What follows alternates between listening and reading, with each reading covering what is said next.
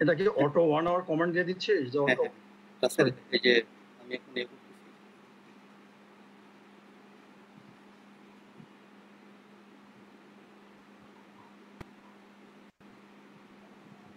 তুই শুরু কর এই 5টা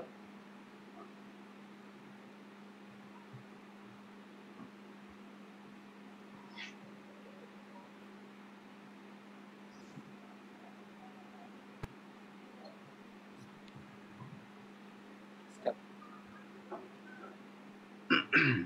সম্মানিত দর্শকবৃন্দ, বিজ্ঞান কথন গ্রুপ কর্তৃক আয়োজিত আজকের বিজ্ঞান আড্ডায় আপনাদের সকলকে স্বাগত জানাচ্ছি।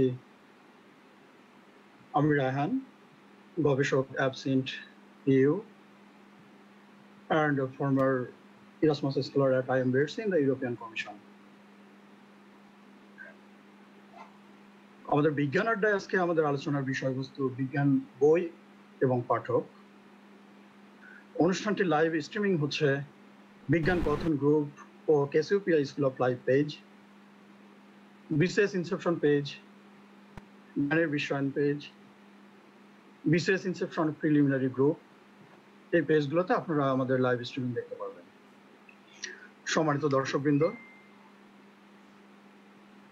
আমাদের আজকের বিজ্ঞান আড্ডায় আলোচক হিসেবে উপস্থিত আছেন একজন জনপ্রিয় বিজ্ঞান লেখক, সহ সম্পাদক বিজ্ঞান চিন্তা ম্যাগাজিন, যিনি একজন আধা বোহেমিয়ান, যার ঘর আছে আবার ঘর ছাড়তেও তিনি জানেন, প্রকৃতির হাতছানিতেও বেরিয়ে পড়েন মাঝে মধ্যে।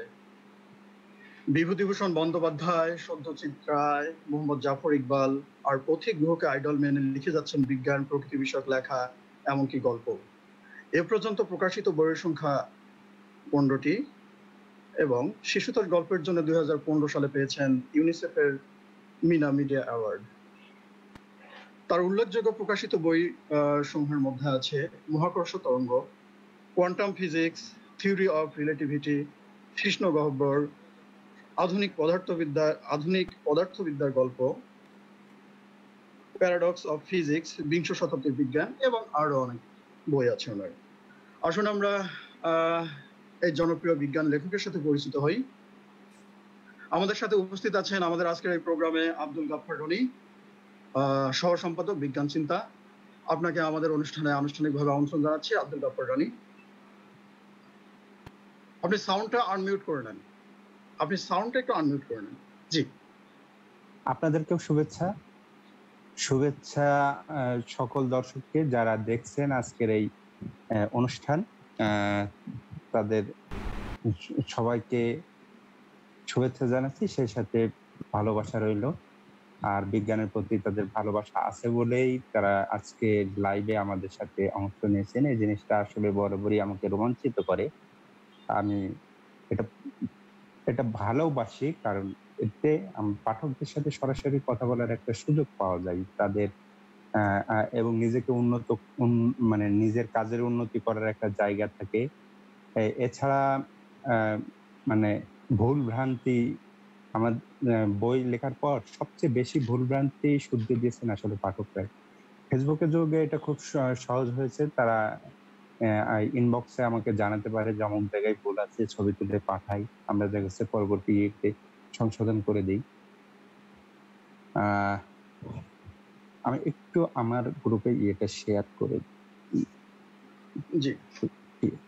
আমি এই ফাঁকে একটু বলে নেই, সম্মানিত দর্শকবৃন্দ, আপনাদের যদি কোনো প্রশ্ন থাকে, আমি জানি যে যেহেতু আমরা একটা বিশেষ টপিক নিয়ে আলোচনা করছি আজকের অনুষ্ঠানে, আপনাদের প্রশ্ন থাকলে আপনারা আমাদের কমেন্টস বক্সে সেই প্রশ্নগুলো আমাদেরকে জানাবেন এবং আপনাদের জন্য যে আউটস্ট্যান্ডিং কোশ্চেন করতে পারবেন তার জন্য আমাদের লেখকের পক্ষ থেকে ডাকযোগে তার একটি বই আমরা পাঠিয়ে দেওয়ার ব্যবস্থা করব।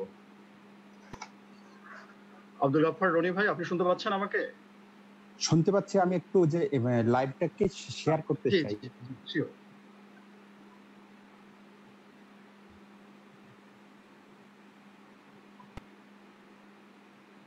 আব্দুল গাফফার রনি, সহ সম্পাদক বিজ্ঞান চিন্তা, আপনাকে আমাদের অনুষ্ঠান।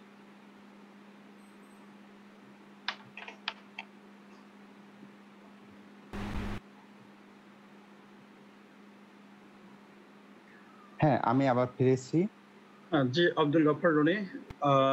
বাংলাদেশের বিজ্ঞানের জগতে যারা পাঠক আছেন, পাঠিকা আছেন, যারা বিজ্ঞানের বই নিয়ে লেখালেখি করেন, সেই জগতে আপনি একটা জনপ্রিয় মুখ। তো আপনি এই মুহূর্তে আপনার তো অলরেডি 15টা বই প্রকাশিত হয়েছে এবং খুবই জনপ্রিয় এখানে বইগুলো। আমার এই একটু মুহূর্তে আপনি সংশোধন আছে, জি, জি। একটু সংশোধন আছে। এই 15টা, এটা এখন 27টাই পরিণত হয়েছে অলরেডি। অনেক ধন্যবাদ আপডেট ইনফরমেশনটা আমাদেরকে দেওয়ার জন্য। জি। তো আপনি বাংলাদেশে খুবই জনপ্রিয়। এই মুহূর্তে আপনি কোন বই নিয়ে ব্যস্ত আছেন? এই মুহূর্তে আপনার আমি কাজ করছি। আমার নতুন আগামী বইমেলা বা বইমেলার আগেই হয়তো আসতে পারে। এখনো পরিস্থিতি কোন দিকে যাবে সেটা আলাদা কথা। কিন্তু আমি লিখে যাচ্ছি। সেক্ষেত্রে আমার হাতে আছে এখন ২টা কাজ। সবচেয়ে বড় কাজ যেটা হচ্ছে নিউক্লিয়ার ফিজিক্স। এটা বেশ মোটামুটি বড় আকারের একটা বই হবে। বেশ ঢাউস বই হবে। বইটা নিউক্লিয়ার ফিজিক্স এর আদ্যপন্থা আসলে সবকিছু আনতে চাই। এটা নিয়ে আসলে পপ ধাঁচের কোনো বই নেই। অর্থাৎ জনপ্রিয় বিজ্ঞানের ধারার যে বই, সেই ধারার আসলে নিউক্লিয়ার ফিজিক্সে বাংলাদেশে বই নেই। আছে, সেগুলো হয়তো কণা পদার্থবিজ্ঞান মানে স্পেসিফিক্যালি নানাভাবে আছে। কিছু পাঠ্য বই আছে, কিন্তু জনপ্রিয় ধাঁচের বই নেই। আমি সেটা হাত দিচ্ছি। আছে কিছু, কিন্তু ঠিক এই নামে নেই। কিন্তু আমি এটাকে আরো ইলাবোরেট করে আরো একটু বড় করে করতে চাই। আর সেই সাথে আরেকটা কাজ করছি, সেটা হচ্ছে বিজ্ঞান নিয়ে। আমরা বিজ্ঞান নিয়ে, বিজ্ঞানীদের নিয়ে অনেক কথা অনেক সময় বলে ফেলি, অনেক হাস্যরসাত্মক কথা অনলাইনে ঘুরে বেড়াই, পত্রিকায় পাই। এটা যেমন সত্য কিছু, কিন্তু বেশিরভাগই দেখা যায় যে এগুলো সত্য না। অনেক আমরা চুরির কথাও লিখি। এটা যেমন সত্যি যে চুরি হয় বিজ্ঞানে, অনেকে বঞ্চিত হন, একজনের আবিষ্কার আরেকজনের নামে চলে যায়। এটাও একটা মিথ। যেমন মার্কনি হচ্ছে বেতার যন্ত্রের আসলে ইয়ে আবিষ্কারক বলে চালানো হয়। একই সাথে জগদীশ বসু আবিষ্কার করছিলেন এবং আগেই করছিলেন। কিন্তু কেন হলো এটা নিয়ে আমরা আসলে একতরফা ভাবে বলি যে মেরে দেয়া হয়েছে। আসলে ব্যাপারটা তেমন না। এখানে পেটেন্ট রাইটের একটা ব্যাপার ছিল। জগদীশ বসু ব্যবসা করতে যাননি বিজ্ঞান নিয়ে, সুতরাং স্বীকৃতিটা মার্কনি পেয়েছেন। এই যে এই ধরনের ব্যাপারগুলো, এগুলো আসলে ক্লিয়ার করা জরুরি।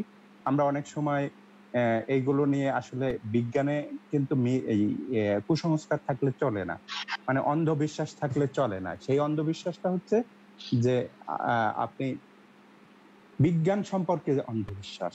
বিজ্ঞানে যে কথা আপনি প্রচলিত আছে, আমার বাঙালি বলে আমি বাঙালি আবেগ দিয়ে আমাদের বাঙালি বিজ্ঞানীকে অনেক বড় করে ফেলছি। আবার অনেক বিজ্ঞানীকে আমরা জানি না। যেমন কিছু ব্যাপার আছে, জামাল নজরুল ইসলামের কথাই যদি আমি বলি, আমরা প্রায়ই দেখে ফেলি যে জামাল নজরুল ইসলামকে অনেক বড় বিজ্ঞানী বলা হয় স্টিফেন হকিং। জি, ফ্রিম্যান ডাইসন তার বইয়ে ফ্রিম্যান ডাইসন তার বইয়ে লিখেছেন। অ্যাকচুয়ালি কি হকিং এর চেয়ে তিনি বড়, এই জায়গাটায় আমার আপত্তি। আমার কথা হচ্ছে জামাল নজরুল ইসলাম অনেক বড় বিজ্ঞানী, কিন্তু হকিং এর চেয়ে বড়, এই জায়গায় আপত্তি আছে। কারণ হকিং এর স্পষ্ট মানে কিছু থিওরি আছে যেগুলো নিয়ে বহুল চর্চিত এবং সেগুলো নিয়ে কাজ করছে, কিছু প্রমাণিত। আপনার আলটিমেট ফেট অফ ছাড়া, মানে ইউনিভার্স ছাড়া, এটা তো ঠিক থিওরি না, ওটা একটা বই। একটা বই আর একটা গবেষণাপত্র, একটা গবেষণা, এগুলোর ভিতরে অনেক পার্থক্য আছে। তিনি গবেষণা করছেন, কিন্তু তিনি যে কোন ফলাফলে পৌঁছে গেছেন, যারা এটা নিয়ে প্রচার করছে তারা কিন্তু বলতে পারবেন না যে তার থিওরিটা কি ছিল।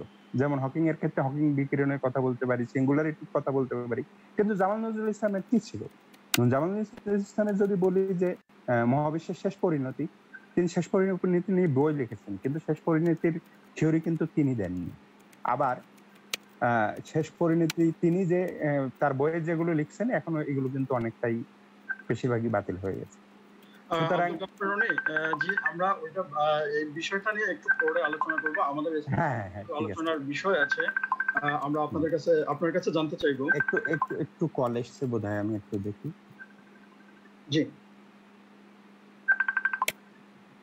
কলটা কি আমার এখানে আসছে না আপনার ওখানে? না, আমার এখানে আমি একটা কলের শব্দ পাচ্ছি, কোত্থেকে আসছে ঠিক বুঝছি না। জি বলুন। হ্যাঁ, এবার আপনার এই কথাটা বলুন। ওই আসলে যে প্রসঙ্গ আসলে ওটা আলাদা প্রসঙ্গে চলে গেছিলাম। আমরা বোধহয় আবার আগেরটাকে ফিরতে পারি। আমাদের মূলটাকে। যে আব্দুল গাফফার রনি, আপনার কাছে আমার জানতে চাওয়ার বিষয়টা হচ্ছে যে বাংলাদেশে বিশুদ্ধ বিজ্ঞানের প্রচারে বিজ্ঞান ভিত্তিক বাংলা বইয়ের প্রয়োজনীয়তা কতটুকু বলে আপনার কাছে মনে হয়? দেখুন, বিজ্ঞান ভিত্তিক বইয়ের প্রয়োজনীয়তাটা আসলে খুবই বেশি। কারণ আমাদের যে সমস্যা, আমরা ২ দিন পর হুজুগে মাতি। অনেক ক্ষেত্রে অনেক গুজব, সত্যি চেয়ে গুজব বড় হয়ে যায়। আ আ গুজবের সাথে রাজনীতি সবকিছু জড়িয়ে দেখা যায় যে মূল জিনিসটাই যখন চাপা পড়ে যায়, গুজবটাই সামনে চলে আসে। এই যে গুজব, এটার মেইন কারণ হচ্ছে যে আমরা বিজ্ঞান মনস্ক না হওয়া। অর্থাৎ আমাদের দৈনন্দিন জীবনে যে বিজ্ঞান চর্চা করা। অর্থাৎ বিজ্ঞান আমরা পড়ছি, বিজ্ঞান নিয়ে পাস করছি, মাস্টার্স করছি, কিন্তু বিজ্ঞান মনস্ক হচ্ছি না। এটার কারণ আমাদের সমাজ ব্যবস্থাটাই এরকম যে আল্টিমেটলি আমাদের লেখাপড়া শেষ করে গবেষণা করার সুযোগ নেই, বা বিজ্ঞান আপনি ভালো বোঝেন সেটা দিয়ে আপনি চাইলেই নিজের পেটের ভাত করতে পারবেন না। সুতরাং হচ্ছে মুখস্থ বিদ্যা দিয়ে যদি দ্রুত পাস করে ভালো একটা রেজাল্ট করে বিসিএস ক্যাডার হওয়া যায়। আমি বিসিএস ক্যাডারদের ছোট করে বলছি না। অনেক বিসিএস ক্যাডার আছেন, অনেক জ্ঞানী। কিন্তু অনেক যারা এই দৌড়ে গিয়ে শেষ পর্যন্ত টিকতে পারে না। এদের বেশিরভাগই টিকতে পারে না। যে পেছনে ছুটতে যায়, গিয়ে তারা বিজ্ঞানটাও শেখে না, ইয়েও শেখে না। একজন ফিজিক্সে পড়া, আমি এক টিচারকে দেখছিলাম, তার এক ছাত্রের প্রশ্ন করছে যে স্যার, ফিজিক্সের এইগুলো কোথায় কাজে লাগে, বাস্তবে কি কাজে লাগে? তো উনি খুব সুন্দর করে বলে দিলেন যে আসলে বাস্তবে কোনো কাজে লাগে না। এই যে ফিজিক্সের টিচারে এটা বলা, এটার আমি তাকে দোষ দিই না। তিনি আসলে ভালো রেজাল্ট করছেন। ভালো রেজাল্ট কিভাবে করছেন সেটা আমাদের দেশে খুব সহজ পদ্ধতি আছে। সেই পদ্ধতিগুলোই আসলে এপ্লাই করা হচ্ছে এবং আমাদেরকে ওই দিকেই আমাদের শিক্ষা ব্যবস্থাটাকে ওই জায়গায় বন্দী করে রাখা হয়েছে। তো এজন্যই আমরা বাস্তব জীবনে আসলে বিজ্ঞান কি, থিওরি অফ রিলেটিভিটি কি কাজে লাগে, বা নিউটনের বল কেন কাজে লাগে, আমরা যে হাঁটছি তাতে নিউটনের বল কাজে লাগছে, একজন কামার যখন কাজ করছেন সেক্ষেত্রে ফিজিক্স কাজে লাগাচ্ছেন। কারণ কামারকে ফিজিক্স জানার দরকার নেই, তিনি প্রয়োগিক দিকটাই জানতে পারছেন। কিন্তু এগুলো হচ্ছে ফলিত বিজ্ঞানের কথা বলছি। কিন্তু যখন আমাদের চিন্তা চেতনায় বিজ্ঞানের দরকার হয়, সেই জায়গাতে আমরা অনেক পিছিয়ে আছি এবং এই পিছানোর জায়গাটা আসলে আমাদের এই জায়গা থেকে উত্তরণের জন্য সহজ ভাষায় আসলে কিছু বিজ্ঞানের বই, হ্যাঁ, যে আর পাঠ্য বই টাইপের বইও আমাদের আসলে শিক্ষা ব্যবস্থায় আমরা ছোট থেকে যেভাবে বেড়ে উঠেছি, সেই জায়গাগুলোতে আসলে বিজ্ঞানের প্রতি যে একটা আগ্রহ তৈরি করতে হবে, বা আমাদের পড়াশোনার যে জায়গাটা স্কুল লেভেলে বা হায়ার সেকেন্ডারি লেভেলে আসলে প্র্যাকটিক্যাল ইমপ্লিমেন্টেশনে আমরা আগ্রহটা ছাত্রছাত্রীদের কাছ থেকে নিয়ে আসতে পারি না। আমাদের সমস্যার জায়গাটা হচ্ছে এটা। আর শুধুমাত্র ছাত্রছাত্রীরা যে জিনিসটা, আমরাও তো স্টুডেন্ট ছিলাম, দেখে আসছি ওই যে আগ্রহ তৈরি করার ব্যাপারটা, সেই জায়গাটা থেকে আমরা আমাদের শিক্ষা ব্যবস্থায় ওই জায়গাটাতে আমরা অনেক পিছিয়ে আছি। আমাদের মনে হয় ওই জায়গাগুলোতে কিভাবে আগ্রহ তৈরি করা যায়, কিভাবে স্টুডেন্টকে এই বিজ্ঞানের যে বিভিন্ন এক্সপেরিমেন্টাল সেটআপ গুলো ছোটবেলা থেকেই সেই জিনিসগুলো মাথায় ঢুকাই দেওয়া, সেগুলো থেকে একটা রিসার্চ আউটপুটস গুলো বের করে নিয়ে আসা, সেই জিনিসগুলো নিয়ে আমাদের কাজ করা দরকার বলে আমার মনে হয়। আপনার কথা থেকে সেই জিনিসগুলোই বের হয়ে আসছে। তো আব্দুল গাফফার রনি, আপনার কাছে আর একটু জানতে চাচ্ছি, বিজ্ঞান লেখক এবং লেখনীর প্রতি পাঠকের কেমন দৃষ্টিভঙ্গি হওয়া প্রয়োজন? একজন লেখক হিসেবে আপনি কিভাবে বলবেন? না, পাঠকের দৃষ্টিভঙ্গিটা আসলে এটা লেখককেই অর্জন করে নিতে হবে। পাঠক আপনাকে সমালোচনা করবে, আপনার বই পড়ে আনহ্যাপি হলে সমালোচনা করবেনই, এটা খুব স্বাভাবিক। আলটিমেটলি তিনি টাকা দিয়ে বই কিনছেন, সেই টাকা কেনার পর তার যদি মনে হয় যে টাকাটা জলে গেল, তাহলে তিনি নেগেটিভ অ্যাপ্রোচ করতেই পারেন। আর ভালো হলে তারা, আমি দেখছি যে বরং এদের সংখ্যাই বেশি যারা প্রশংসা করেন, উৎসাহ দেন। হ্যাঁ, তবে সমালোচনাটা খুবই দরকার। সমালোচনাটা দরকার, কারণ আপনি যদি সমালোচনা না থাকে ওই লেখার উন্নতিটা হয় না। বিশেষ করে তরুণ লেখক যারা আছে, আমি মনে করি আজকে যারা লাইভ দেখছেন তাদের অনেকেই তরুণ লেখক হিসেবে আগামীতে নিজেদের ক্যারিয়ার তৈরি করতে চাচ্ছেন। তো তাদের জন্য যে পরামর্শটা হচ্ছে যে সমালোচনা সহ্য করতে হবে এবং এটাকে স্পোর্টিংলি নিতে হবে। এটাতে রাগারাগি করলে চলবে না, মাথা গরম করলে চলবে না। খুব সহজভাবেই, যদি সে ভুলও হয় তবুও তাকে বোঝানোর চেষ্টা করতে হবে। সে যদি না বোঝে তখন তাকে বলতে হবে ঠিক আছে আমি এটা ভেবে দেখবো।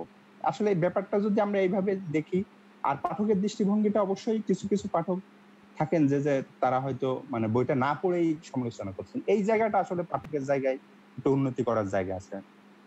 মানে হুজুগে মাতাল হয়ে কোনো কিছু সমালোচনা বা প্রশংসা না করে আমরা যদি বইটা পড়ে দেখে সমালোচনা করি, সে যদি খারাপ বই হোক তারপরে আপনি তাকে সমালোচনা করেন বা তিরস্কার করেন, সেটা শিরোধার্য। ধন্যবাদ আব্দুল গফফার রনি। আসলে আমাদের সামগ্রিক প্রেক্ষাপটে, আমাদের বাংলাদেশের সামগ্রিক প্রেক্ষাপটে আসলে আমাদের অনেক কিছু করতে হবে। এই বিজ্ঞান লেখক বা লেখনীর প্রতি পাঠকদের যে দৃষ্টিভঙ্গি এখন অনেকটাই বলতে পারি যে গবেষণার ক্ষেত্রে, কারণ বিজ্ঞানের কথা আসলে আমাদের গবেষণার কথাগুলো চলে আসে। আমরা এই জায়গাটায় আমাদের কাজ করতে হবে, কারণ গবেষণার টপিকস, হাইপোথিসিস, এই জিনিসগুলো যদি আমরা সঠিকভাবে সামনে না নিয়ে আসতে পারি, তাহলে ভাসমান একটা চিন্তা ভাবনা বা বার্ড জি, এই ভাসমান এই চিন্তা ভাবনা এগুলো নিয়ে যখন আমরা ফিল্ড ইমপ্লিমেন্টেশনে যাই, সেখান থেকে আসলে হয়তো অনেক সময় যে আমরা ভালো একটা আউটপুট এক্সপেক্ট করি সেই জিনিসগুলো বের হয়ে আসে না। সেক্ষেত্রে স্টুডেন্টরা ডিমোটিভেটেড হয়ে যায় এই জায়গাগুলো থেকে। তারপরেও রিসার্চের ক্ষেত্রে, যেহেতু আমি একজন গবেষক হিসেবে ইউরোপে আছি, এখানে কাজ করছি, তো এখানকার স্ট্র্যাটেজি, বাংলাদেশের স্ট্র্যাটেজি, গবেষণার ক্ষেত্রে এই জিনিসগুলোর পার্থক্যটা এখন চোখের সামনে অনেক ভালোভাবে দৃশ্যমান, যে আমরা কোন কোন জায়গাগুলোতে আসলে আমাদের কাজ করা উচিত এবং কোনগুলোতে আমাদের খুব বেশি ভাবে দৃষ্টি দেওয়া দরকার। সেই জিনিসগুলোতে আসলে এই ডেভেলপ ওয়ার্ল্ডের থেকে আমাদের এই যে উন্নয়নশীল একটা দেশ, যেটা 2040 নাগাদ উন্নত বিশ্বের যে ক্যাটাগরিতে নিয়ে আসার কথা বা আসার কথা, সেক্ষেত্রে কিন্তু গবেষণা ব্যতি রেখে এই রিসার্চ সেক্টরটাকে ডেভেলপ করা ছাড়া এটা মোটেও সম্ভব হবে বলে আমাদের কাছে মনে হয় না। হয়তোবা পলিসি মেকার যারা আছেন তারা এই জিনিসগুলোর প্রতি তারা দৃষ্টি দেবেন এবং এই জিনিসগুলো নিয়ে তারা কাজ করবেন বলে আমরা প্রত্যাশা করি। আব্দুল গফফার রনি, একটি বিজ্ঞান বইয়ের গঠন কেমন হওয়া দরকার? একজন লেখক হিসাবে যদি আমি আপনাকে বলি, যেমন আমরা প্রাইমারি লেভেলে, সেকেন্ডারি লেভেলে, হায়ার সেকেন্ডারি লেভেলে আমাদের যে বিজ্ঞান বইগুলো আছে আমরা ওটা পড়ে আসছি। এখন সৃজনশীল শিক্ষা ব্যবস্থা বাংলাদেশে চলে এসছে। সেই ক্ষেত্রে আপনার কাছে যদি একটা কম্পারিজন চাই, যে আপনি একজন লেখকের দৃষ্টিভঙ্গি থেকে আমাদের যে এই পাঠ্য বই, কারণ পাঠ্য বইটাই হচ্ছে আমাদের মূল বিজ্ঞান শিক্ষার জায়গা, কারণ ছোটবেলা থেকে আমাদের গ্রুমিংটা ওই জায়গা থেকেই বের হয়ে আসে। তো এই যে একটা বিজ্ঞান বই, আপনি একজন লেখক, বিজ্ঞানের লেখক, খুবই জনপ্রিয় একজন লেখক বাংলাদেশের, আপনার দৃষ্টিতে একটা বিজ্ঞান বইয়ের গঠন, কাঠামো, সিলেবাস ইমপ্রুভ করা বা এটা কেমন হওয়া দরকার বলে আপনার কাছে মনে হয় আব্দুল গফফার? আচ্ছা, এই বিষয়টাই আসলে সবচেয়ে বড় কাজের জায়গা। হ্যাঁ, গবেষণাটা তো করতেই হবে, সেটার জায়গা, কিন্তু আগে এই জায়গাটা ঠিক না করে মানে চাইলেও আপনি গবেষণার জায়গাটা ঠিক করতে পারবেন না। আমাদের শুরুটাই হয় এই জায়গায় যে 10টা প্রশ্ন পড়ানো হয়, 10টা প্রশ্ন কমন আসবে। এই যে 10টা প্রশ্ন পড়তে গিয়ে প্রথম 5টা স্কিপ করে যায়, কিন্তু বিজ্ঞান তো এমন না যে আপনার একটা সিঁড়ি প্রত্যেকটা ধাপে আপনাকে পা দিয়ে তারপরে ছাদে উঠতে হবে বা চূড়ায় উঠতে হবে। কিন্তু আমি 5টা প্রশ্ন পড়ছি, মাঝখান থেকে পড়ছি, একটা অধ্যায়ের প্রথম দিকটা পড়ছে না, গিয়ে মাঝখান থেকে পড়ছি, সেটা কমন আসবে, গতবার এসছে বলে এবার আসবে না বলে সেটা কিছু বাদ দিচ্ছি। এই যে জিনিসগুলো খুবই খারাপ। আর বিজ্ঞান বইয়ের যে সমস্যা সেটা হচ্ছে ভাষা।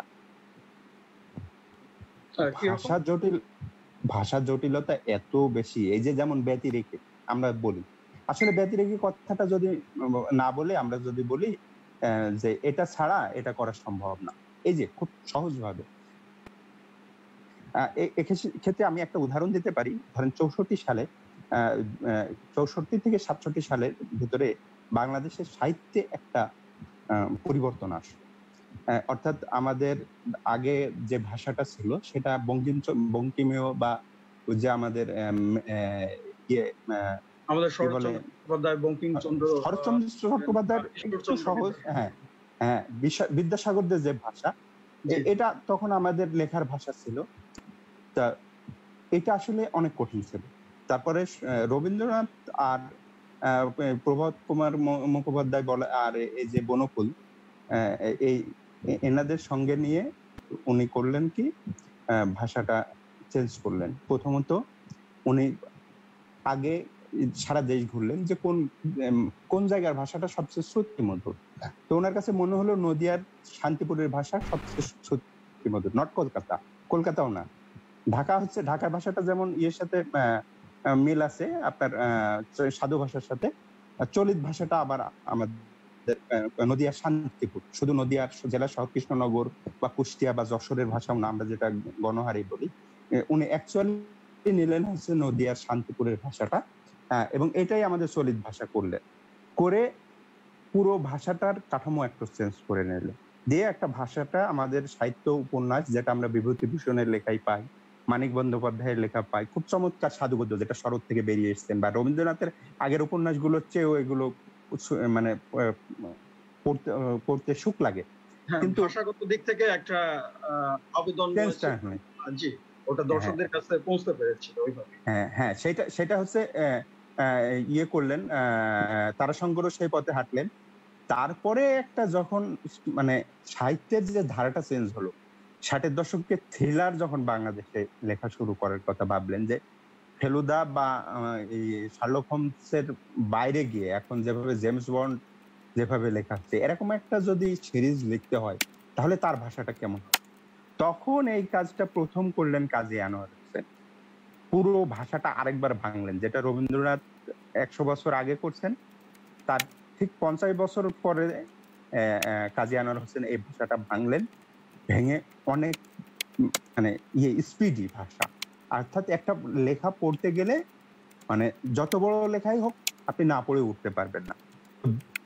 এই যে উনি থ্রিলারের ভাষাটা তৈরি করলেন বাংলাদেশের জন্য, পরবর্তীতে এর উপরে দাঁড়িয়ে আমাদের আজকের যেসব বড় বড় পত্রিকাগুলো আছে পুরোটাই কিন্তু সেবা প্রকাশনের ওই ভাষাটাকে নিয়েই করছে।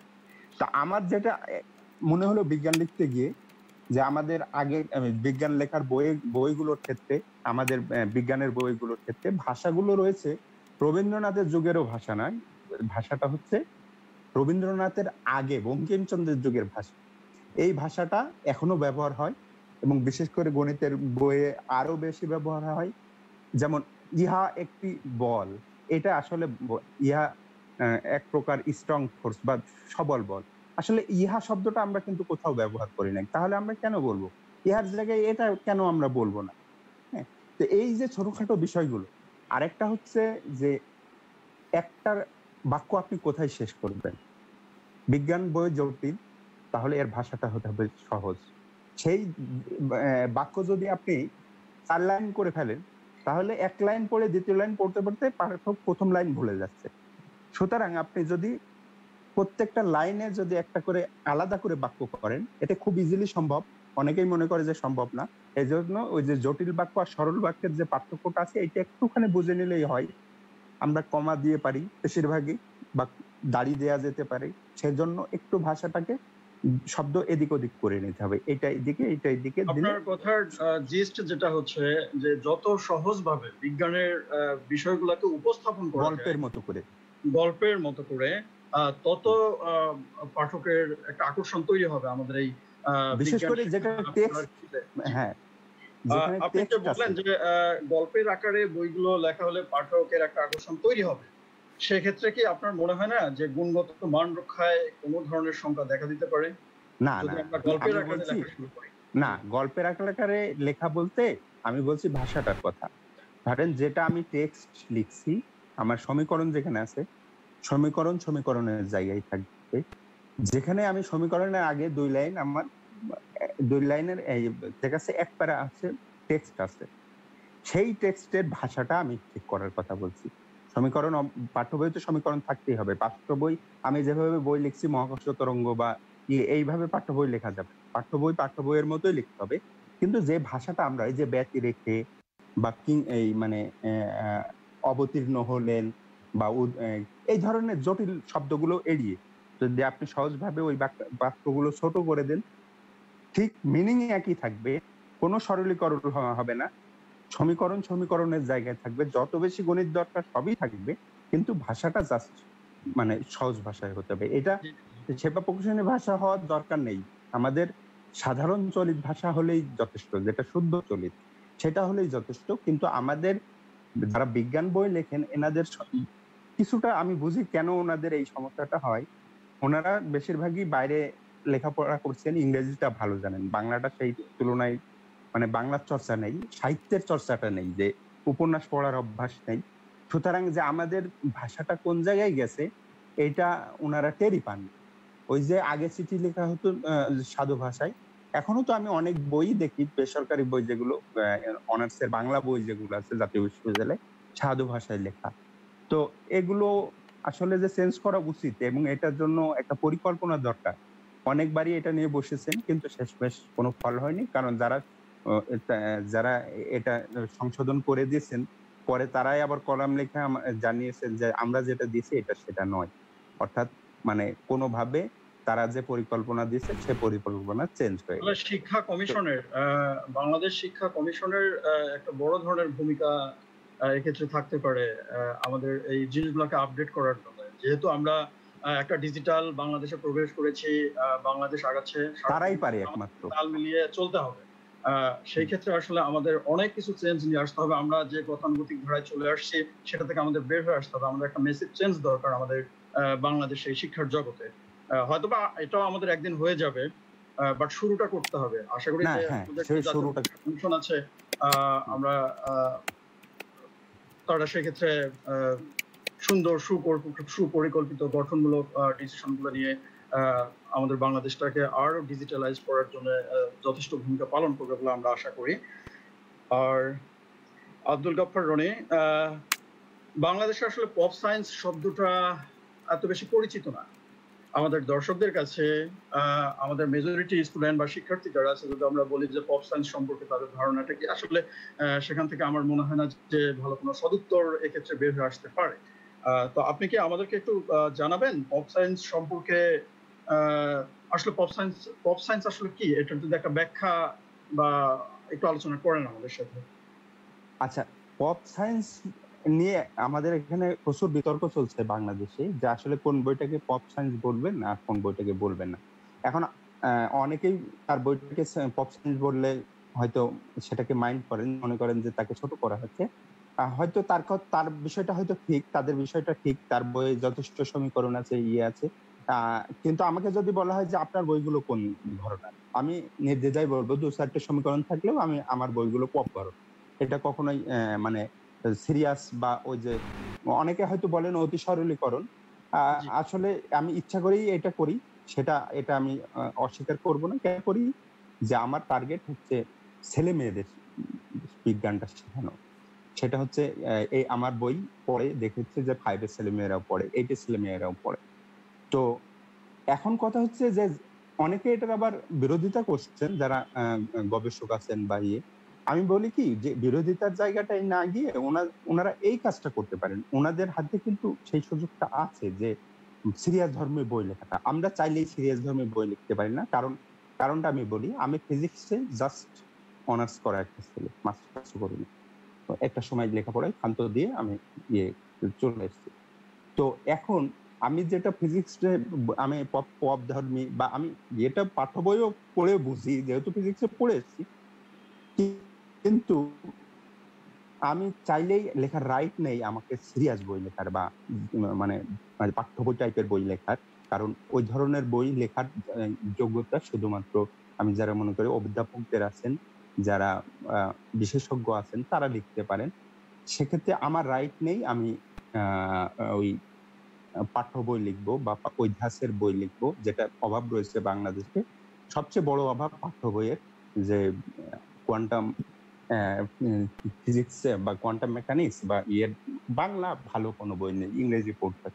ইংরেজির পাশাপাশি যদি বাংলা বইও থাকে, ইদানিং যদিও কয়েকটা বাংলা বই এসছে এবং ভালো বই এসছে, আমি তারপরেও সেটা আমি নিউক্লিয়ার লিখছি, কিন্তু এটা নিউক্লিয়ার দিয়ে তো একটা বিশ্ববিদ্যালয়ের ছেলে মেয়ে তার 100% কাজ হবে না। এটা দেশের 20%, সে হচ্ছে তার অনুভবের জায়গাটা, যে বিজ্ঞানটাকে বোঝা, যে সে যেটা পড়ছে সেটা খায় না মাথায় দেয়, সেটা বোঝার জন্য আসলে আমার যে এটা প্রয়োগ কিভাবে হয় বা এটা কেন হলো, কেন আসলো, সেই হিস্ট্রিক্যাল ব্যাপারগুলো থাকে, সাথে ব্যাখ্যা।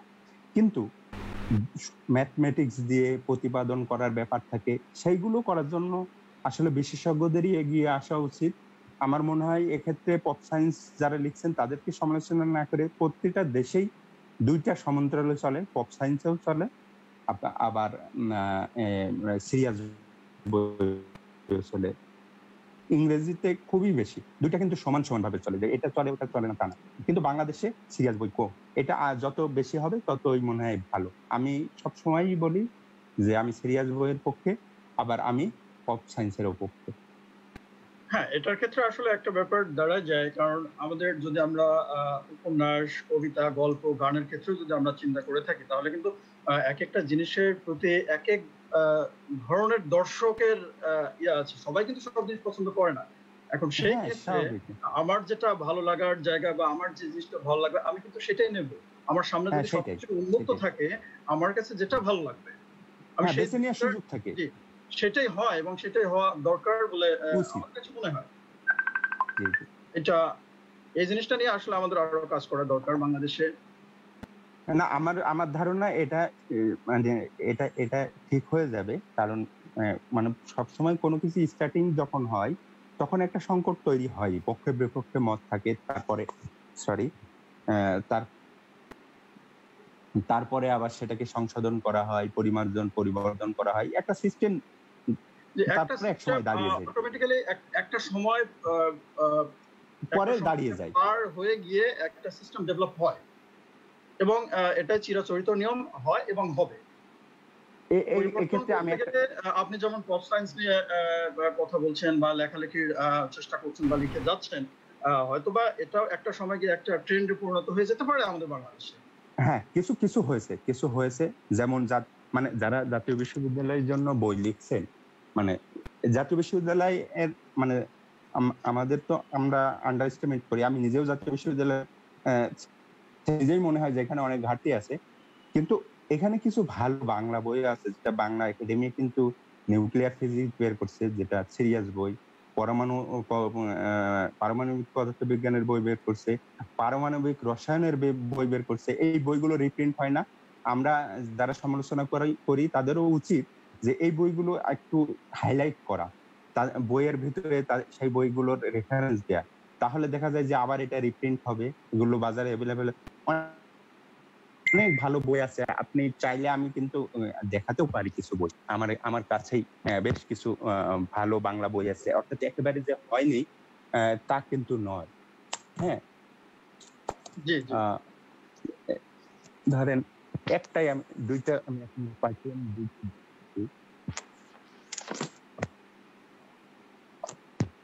আচ্ছা, এই যে একটা নিউক্লিয় পদার্থবিজ্ঞান, এটা বাংলা একাডেমি বের করছে, এটা এম হারুনা রশিদ স্যার লিখছেন, খুবই ভালো একটা বই। অনুপরমাণুর গঠন, এই যে এগুলো কিন্তু আজ থেকে 30 বছর আগে হয়ে গেছে, কিন্তু কোনো এক কারণে আমাদের মিডিয়া বা আমাদের এটা এগুলোকে প্রমোট করেনি, বা যারা এটা প্রকাশ করছেন সেই বাংলা একাডেমিও এগুলোকে প্রমোট করার করেনি, এগুলোর নামই জানে না, মানে এগুলো ফোকাসে আসেনি।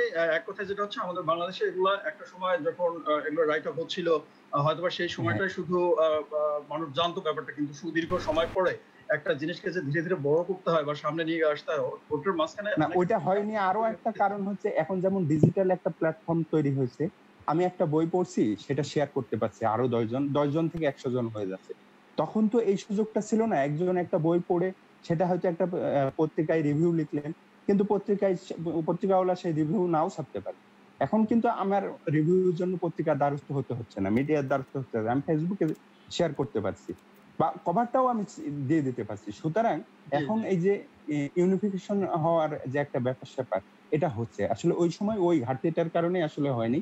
তো আমরা কিছু চেষ্টা করছি, সেই সময় রাশিয়ান কিছু ভালো বই হয়েছিল, মেরা প্রকাশন বা রাদুগা, রাশিয়ান যে তারা বাংলা বই পড়ছিল, বিজ্ঞানে অনেক ভালো ভালো বই পড়েছে এবং পপও পড়ছে, সিরিয়াস বইও পড়েছে। তো সেসব বইগুলো আবার রিপ্রিন্টের ব্যবস্থা করা হচ্ছে বা হচ্ছে, এগুলো ভালো সংবাদ। আমরা এগুলো রিপ্রিন্টের জন্য এখন বাংলা একাডেমি বা ইয়েদের অনুমতি না পেলে আসলে সম্ভব না। আমরা আমাদের প্রকাশককে বলি যে বাংলা একাডেমি আসলে আর করবে না, সেক্ষেত্রে আপনারা করেন। তো ওনারা চেষ্টা করছেন, অনেক বই আবার নতুন করে রিপ্রিন্ট হচ্ছে, এবং কয়েকটা আইনগত অনেক জটিলতা আছে মেবি। আইনগত জটিলতা আছে, অনুমতি নিয়েই অনেকেই করছেন, অনেকে হয়তো করেন না অনুমতি, কিন্তু এসব বইয়ে অনুমতি ছাড়া করা সম্ভব না। তো আব্দুল গাফফার রনি জি, আপনার কাছে আমাদের দর্শকদের একটা প্রশ্ন ছিল। তামান্না তানিন, ওনার প্রশ্ন ছিল ব্ল্যাক হোল তো আলোকেও বের হতে দেয় না, তাহলে ব্ল্যাক হোলের ছবি উঠে কিভাবে? ব্ল্যাক হোল থেকে আলো বের হচ্ছে না, তাহলে ছবিটা কিভাবে ছবি ওঠে? তামান্না তানিন, ওনার প্রশ্ন ছিল আপনার কাছে। জি, এই প্রশ্নে আমি আমার বইয়েও লিখেছি, আমি আবার বলি।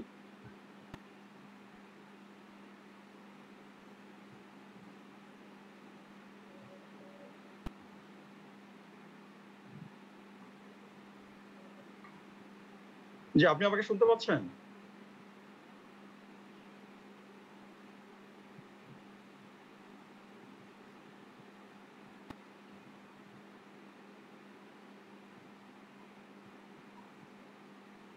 আপনি আমাকে শুনতে পাচ্ছেন?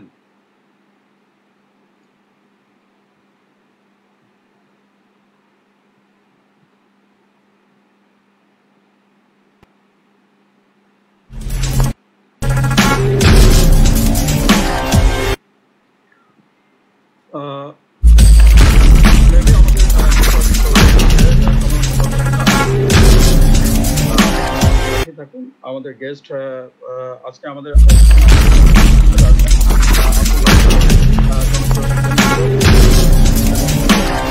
সম্পাদক, প্রথম আলোর অ্যাসোসিয়েটেড। তো আমরা আপনি আমাকে শুনতে পাচ্ছেন? জি, শুনতে পাচ্ছি। আপনার কাছে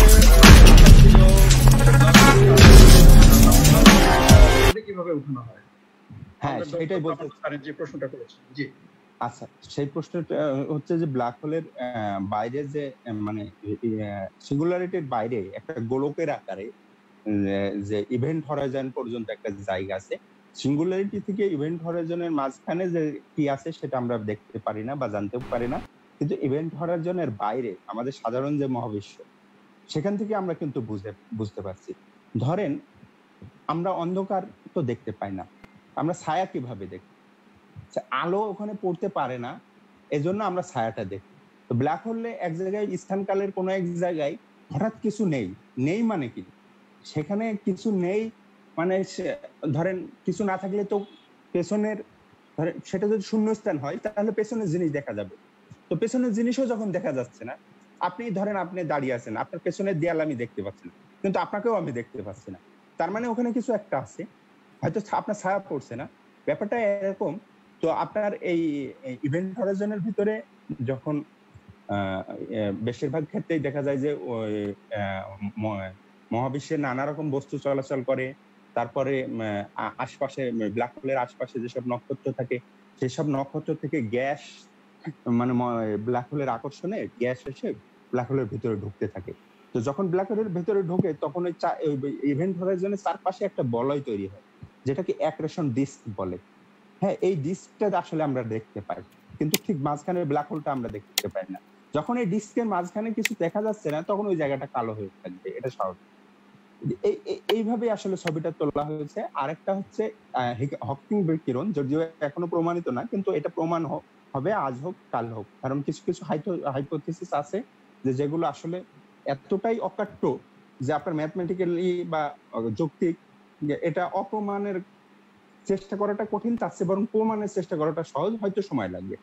ইভেন্ট হকিং বিকিরণে যেটা বলা হয় যে আমরা কোয়ান্টাম মেকানিক্সের একটা থিওরি আছে যে শূন্য স্থানে একটা মানে শূন্য স্থান আসলে শূন্য না, আমরা জানি কণার প্রতি কণার মিলনে সে দুটাই ধ্বংস হয়ে যায়, শক্তি তৈরি করতে পারে।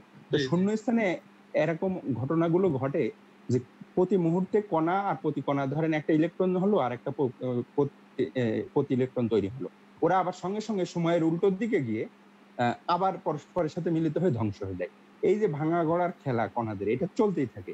তারপরে এক সময় হয় কি, এই ঘটনা যখন ইভেন্ট হরাইজনের কাছে ঘটবে, ঠিক ইভেন্ট হরাইজনের ইয়েতে, তখন আমাদের সাধারণ স্থানকালে যেটা হয় যে কণা তৈরি হয় আবার ধ্বংস হয়ে যায়, মানে ও আর দেরি করে না। কিন্তু ইভেন্ট হরাইজনের কাছে দেখা যায় যে ওটা যে দুই দিকে চলে গেছে, যে আবার যে মিলিত হবে সেটা আর হতে পারে না। একটা চলে পড়ে গেছে ব্ল্যাক হোলের ভিতরে। এখন একটা যখন ব্ল্যাক হোলের ভিতরে পড়ে গেছে, আরেকটা তো তখন এতক্ষণ ভার্চুয়াল ছিল, ওটাকে দেখা যেত না, খুব দ্রুত হতো, তখন আরেকটা তার সঙ্গে নেই, সে কি করবে? সে যদি বাইরে হয় ভেতরে পড়ে যেতে পারে, আবার বাইরেও চলে আসতে পারে, বেশিরভাগ ক্ষেত্রে বাইরে চলে আসবে। এখন যখন বাইরে চলে আসবে, ওই কণাটা তখন কিন্তু দৃশ্যমান হবে, ওই কণাটা তখন উজ্জ্বল হয়ে উঠবে। জি। ও তখন ওই যে ওর গতিশক্তির কারণে ও একটা মানে রেডিয়েশন তৈরি করবে, এক্স রে। সেই রেডিয়েশনটাই আসলে হকিং বিকিরণ। এটা দিয়েও দেখার একটা বড় উপায়, এবং ভবিষ্যতে এইটাই হবে ব্ল্যাক হোল দেখার সবচেয়ে বড় পদ্ধতি। জি, আব্দুল গফফার রনি, আপনাকে অসংখ্য ধন্যবাদ। আমার মনে হয় তামান্না তারিন, আপনি যে প্রশ্নটা করেছিলেন, আপনার প্রশ্নের ব্যাখ্যা আপনি পেয়েছেন। আপনার কাছে আরো একটা প্রশ্ন আছে। আমাদের দর্শক রাফি, উনি প্রশ্ন করেছেন, বিজ্ঞান বইয়ে কি মুখ বন্ধ থাকা বাঞ্ছনীয়? না থাকলে কোনো অসুবিধা আছে কি? মুখবন্ধ থাকা বাঞ্ছনীয় না, আপনি ডাইরেক্ট শুরু করে দিতে পারেন, কিন্তু মুখবন্ধটা লেখা হয়, এটা একটা নিয়ম, ছোট করে হলেও লেখা উচিত, কারণ আমি কি উদ্দেশ্যে লিখতে চাচ্ছি সেটা বলা। এবং সেটা মুখবন্ধটা যে কোনো বিখ্যাত আমার ক্ষেত্রে যেটা হয়েছে, যে একটা সময় আমি তো একেবারে লোয়ার লেভেল থেকে উঠে আসতে হচ্ছে লেখালেখির ক্ষেত্রে, আমার কোনো গড ভাতা ছিল না, মানে আউটসাইডার যাকে বলে। তো সুতরাং আমার বইয়ে কেউ মুখবন্ধ লিখে দেবে এমন লোক আমার সেই সময় ছিল না।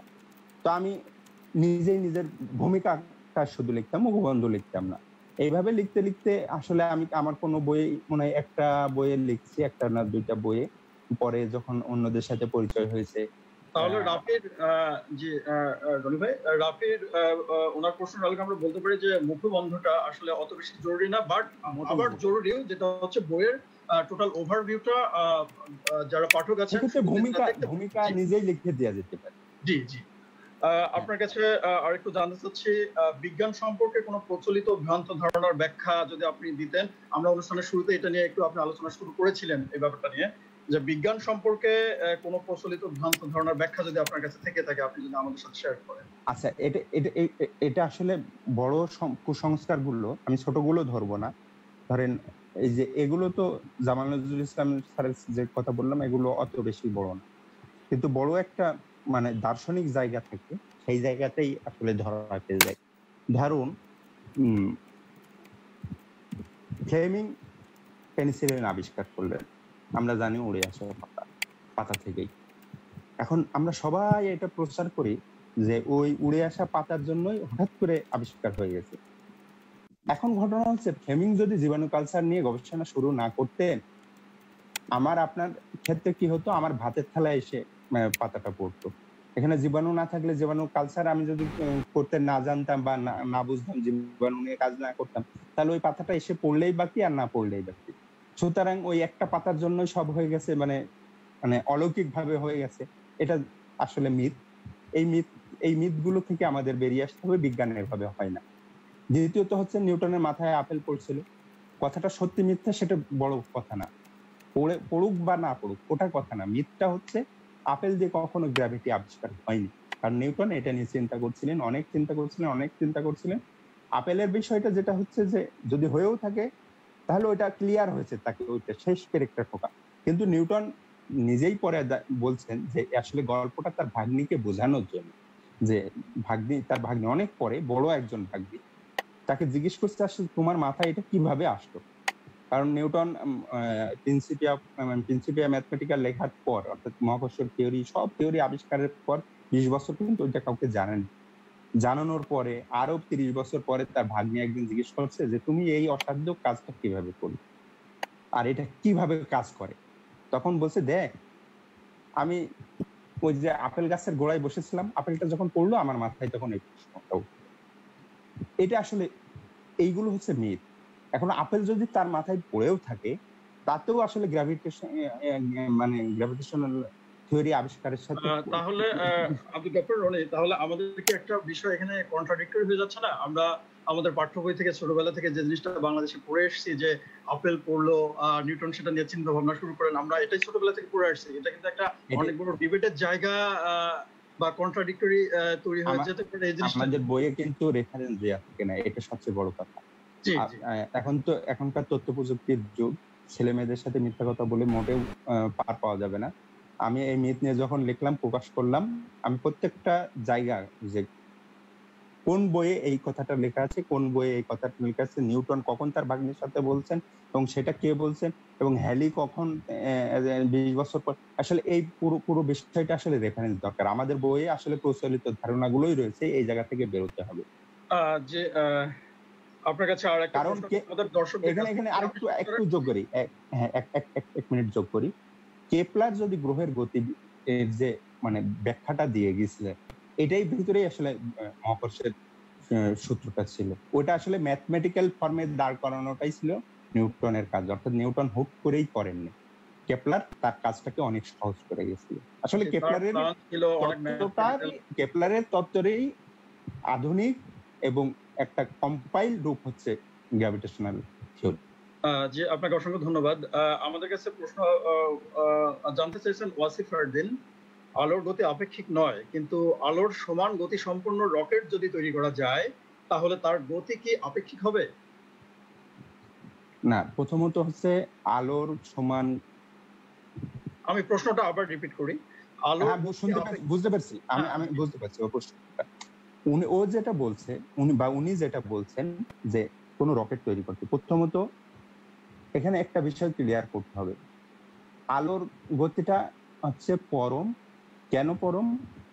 এইটাই আসলে মহাবিশ্বের যে স্ট্রাকচারাল, মানে একেবারে আদি অকৃত্রিম যদি কিছু থেকে থাকে, মানে সেটা হচ্ছে আলো। আলোকে ধরেই সবকিছুর হিসাব করা হচ্ছে আজকাল। আলোর গতিটা ওই যে পার্মানেন্ট কনস্ট্যান্ট দেখে হিসাবটা করবেন, না করলে আপনার পদার্থবিজ্ঞানে কোনো সূত্র আর ঠিক থাকবে না। এখন আপনি রকেট তৈরি করতে পারবেন কিনা সেই প্রশ্ন। অনেকেই বলে যে ভবিষ্যতে তৈরি হবে, আলোর গতিতে যাবে। তৈরি হতে হবে, এটা আসলে অসম্ভব। কেন অসম্ভব? কারণ কোনো বস্তু যদি আলোর গতি পেতে হয় তাকে ভরহীন হতে হবে, আর যে বস্তু ভরহীন হবে সে বস্তু আলোর বেগে অটোমেটিকলি ছুটতে শুরু করবে। এখন এই ভরহীন বস্তু আপনি কোথায় পাবেন যেটা দিয়ে আপনি রকেট তৈরি করবেন? আপনি যদি আলো দিয়ে রকেট তৈরি করতে পারেন, সেটা হয়তো হলোগ্রাফিক ছবি হবে, সেটা অবশ্যই সেটা তখন ওই আপেক্ষিক গতিতে তার থাকবে না, সে তখন পরম গতি নিয়ে চলবে, কনস্ট্যান্ট গতি নিয়ে চলবে। আলোর ক্ষেত্রে সময় কাজ করে না।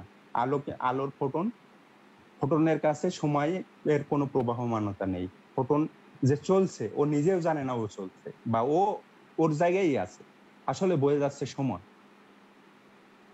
যে আব্দুল গফফার রনি, আপনাকে অসংখ্য ধন্যবাদ সুন্দর আমাদের ব্যাখ্যা দেওয়ার জন্য। ওয়াসিফ ফারদিন, আপনার প্রশ্নের উত্তর আপনি পেয়ে গেছেন মনে হয়। আর রনি ভাই, আপনার কাছে আমার আরেকটু জানতে চাওয়া আছে। আমরা মহাকর্ষীয় তরঙ্গ সম্পর্কে জানি, আমরা ব্ল্যাক হোল সম্পর্কে জানি, আপনি যদি আমাদেরকে ওয়ার্ম হোল সম্পর্কে কিছু সংক্ষেপে বলেন। আচ্ছা, আমি ওই যে একটু আগে যেটা বললাম যে মহাবিশ্বের মাত্রা হচ্ছে তো 4টা, আমরা সেটা ওই 3টা মাত্রার কথাই জানি, কিন্তু আরেকটা মাত্রা যে আছে সেটা হচ্ছে সময়ের মাত্রা। জি, আপনি যদি মহাবিশ্বের চিত্রটা দেখেন, একটা গ্রাফ, আমাদের যে মহাবিশ্ব, যে ইউনিভার্সে যে ছবিটা দেখানো হয় একেবারে বিগ ব্যাং থেকে বড় হয়ে বেলুনের মতো হচ্ছে, বা ওই যে এরকম একটা হোলের মতো তৈরি হচ্ছে, এটা কিন্তু গ্রাফটা কিন্তু ওই যে ভাবে তৈরি না, ওই যে আমাদের স্থানের গ্রাফ না, এটা কিন্তু কালের গ্রাফ। আপনি একটা শসাকে যদি স্লাইড করে মনে করেন সবচেয়ে পাতলাটা আপনি করবেন, সবচেয়ে পাতলা যে জিনিসটা, আপনি এই শসাটাকে ধরে নেন হচ্ছে সময়, শসাটাকে ধরে নেন সময়। এখন শসাটাকে যদি স্লাইড করেন, একটা স্লাইড, একটা সবচেয়ে কম সময়ের যে স্লাইড, ধরেন প্লাঙ্ক টাইম যেটাকে বলা হয়, সেই টাইমে আসলে মহাবিশ্বটা কেমন। এখন পুরো মহাবিশ্বের যে সিস্টেম, যদি একটা শসা বা একটা কুমড়োকে যদি মানে ওই যে চাল কুমড়োকে যদি আমরা একটা মহাবিশ্বের পুরো হিস্ট্রি ধরি, মানে জন্ম থেকে মৃত্যু, যদিও মৃত্যুর কথাটা এখন অনেক মানে বিজ্ঞানটা বাতিল হয়ে গেছে, তারপর আমি ধরে নিলাম, তাহলে আপনার এই যে শসার মাঝখান থেকে যদি আপনি ফুটো করে ফেলতে পারেন, এই এক পাশ থেকে আরেকটা ফুটো করে যদি আরেক পাশে যেতে পারেন, আপনি কিন্তু খুব সহজেই ওই দূরত্বটা করতে হলে আপনাকে পুরো ঘুরে এ পাশে আসতে হলো না। এটা আসলে ওই ওয়ান হোলটা আসলে স্থান কাল বলে যে আমাদের একটা মানে স্থান কালের চিত্রটাও যে খুব স্পষ্ট তাও কিন্তু না, তো এই স্থান কাল মিলিয়ে যে আমাদের ইউনিভার্স, সেই ইউনিভার্সের ভিতরে মানে ওই যে ফিল্ড থিওরি এবং কোয়ান্টাম মেকানিক্স দুইটাই বলছে, জেনারেল রিলেটিভিটি দুইটাকে একসাথে করতে যে যে জিনিসটা দাঁড়ায় যে আপনার সেটা পক্ষে সম্ভব যে একটা ওয়ার্ম হোল তৈরি করা। আর এই ওয়ার্ম হোলটা কোথায় হতে পারে?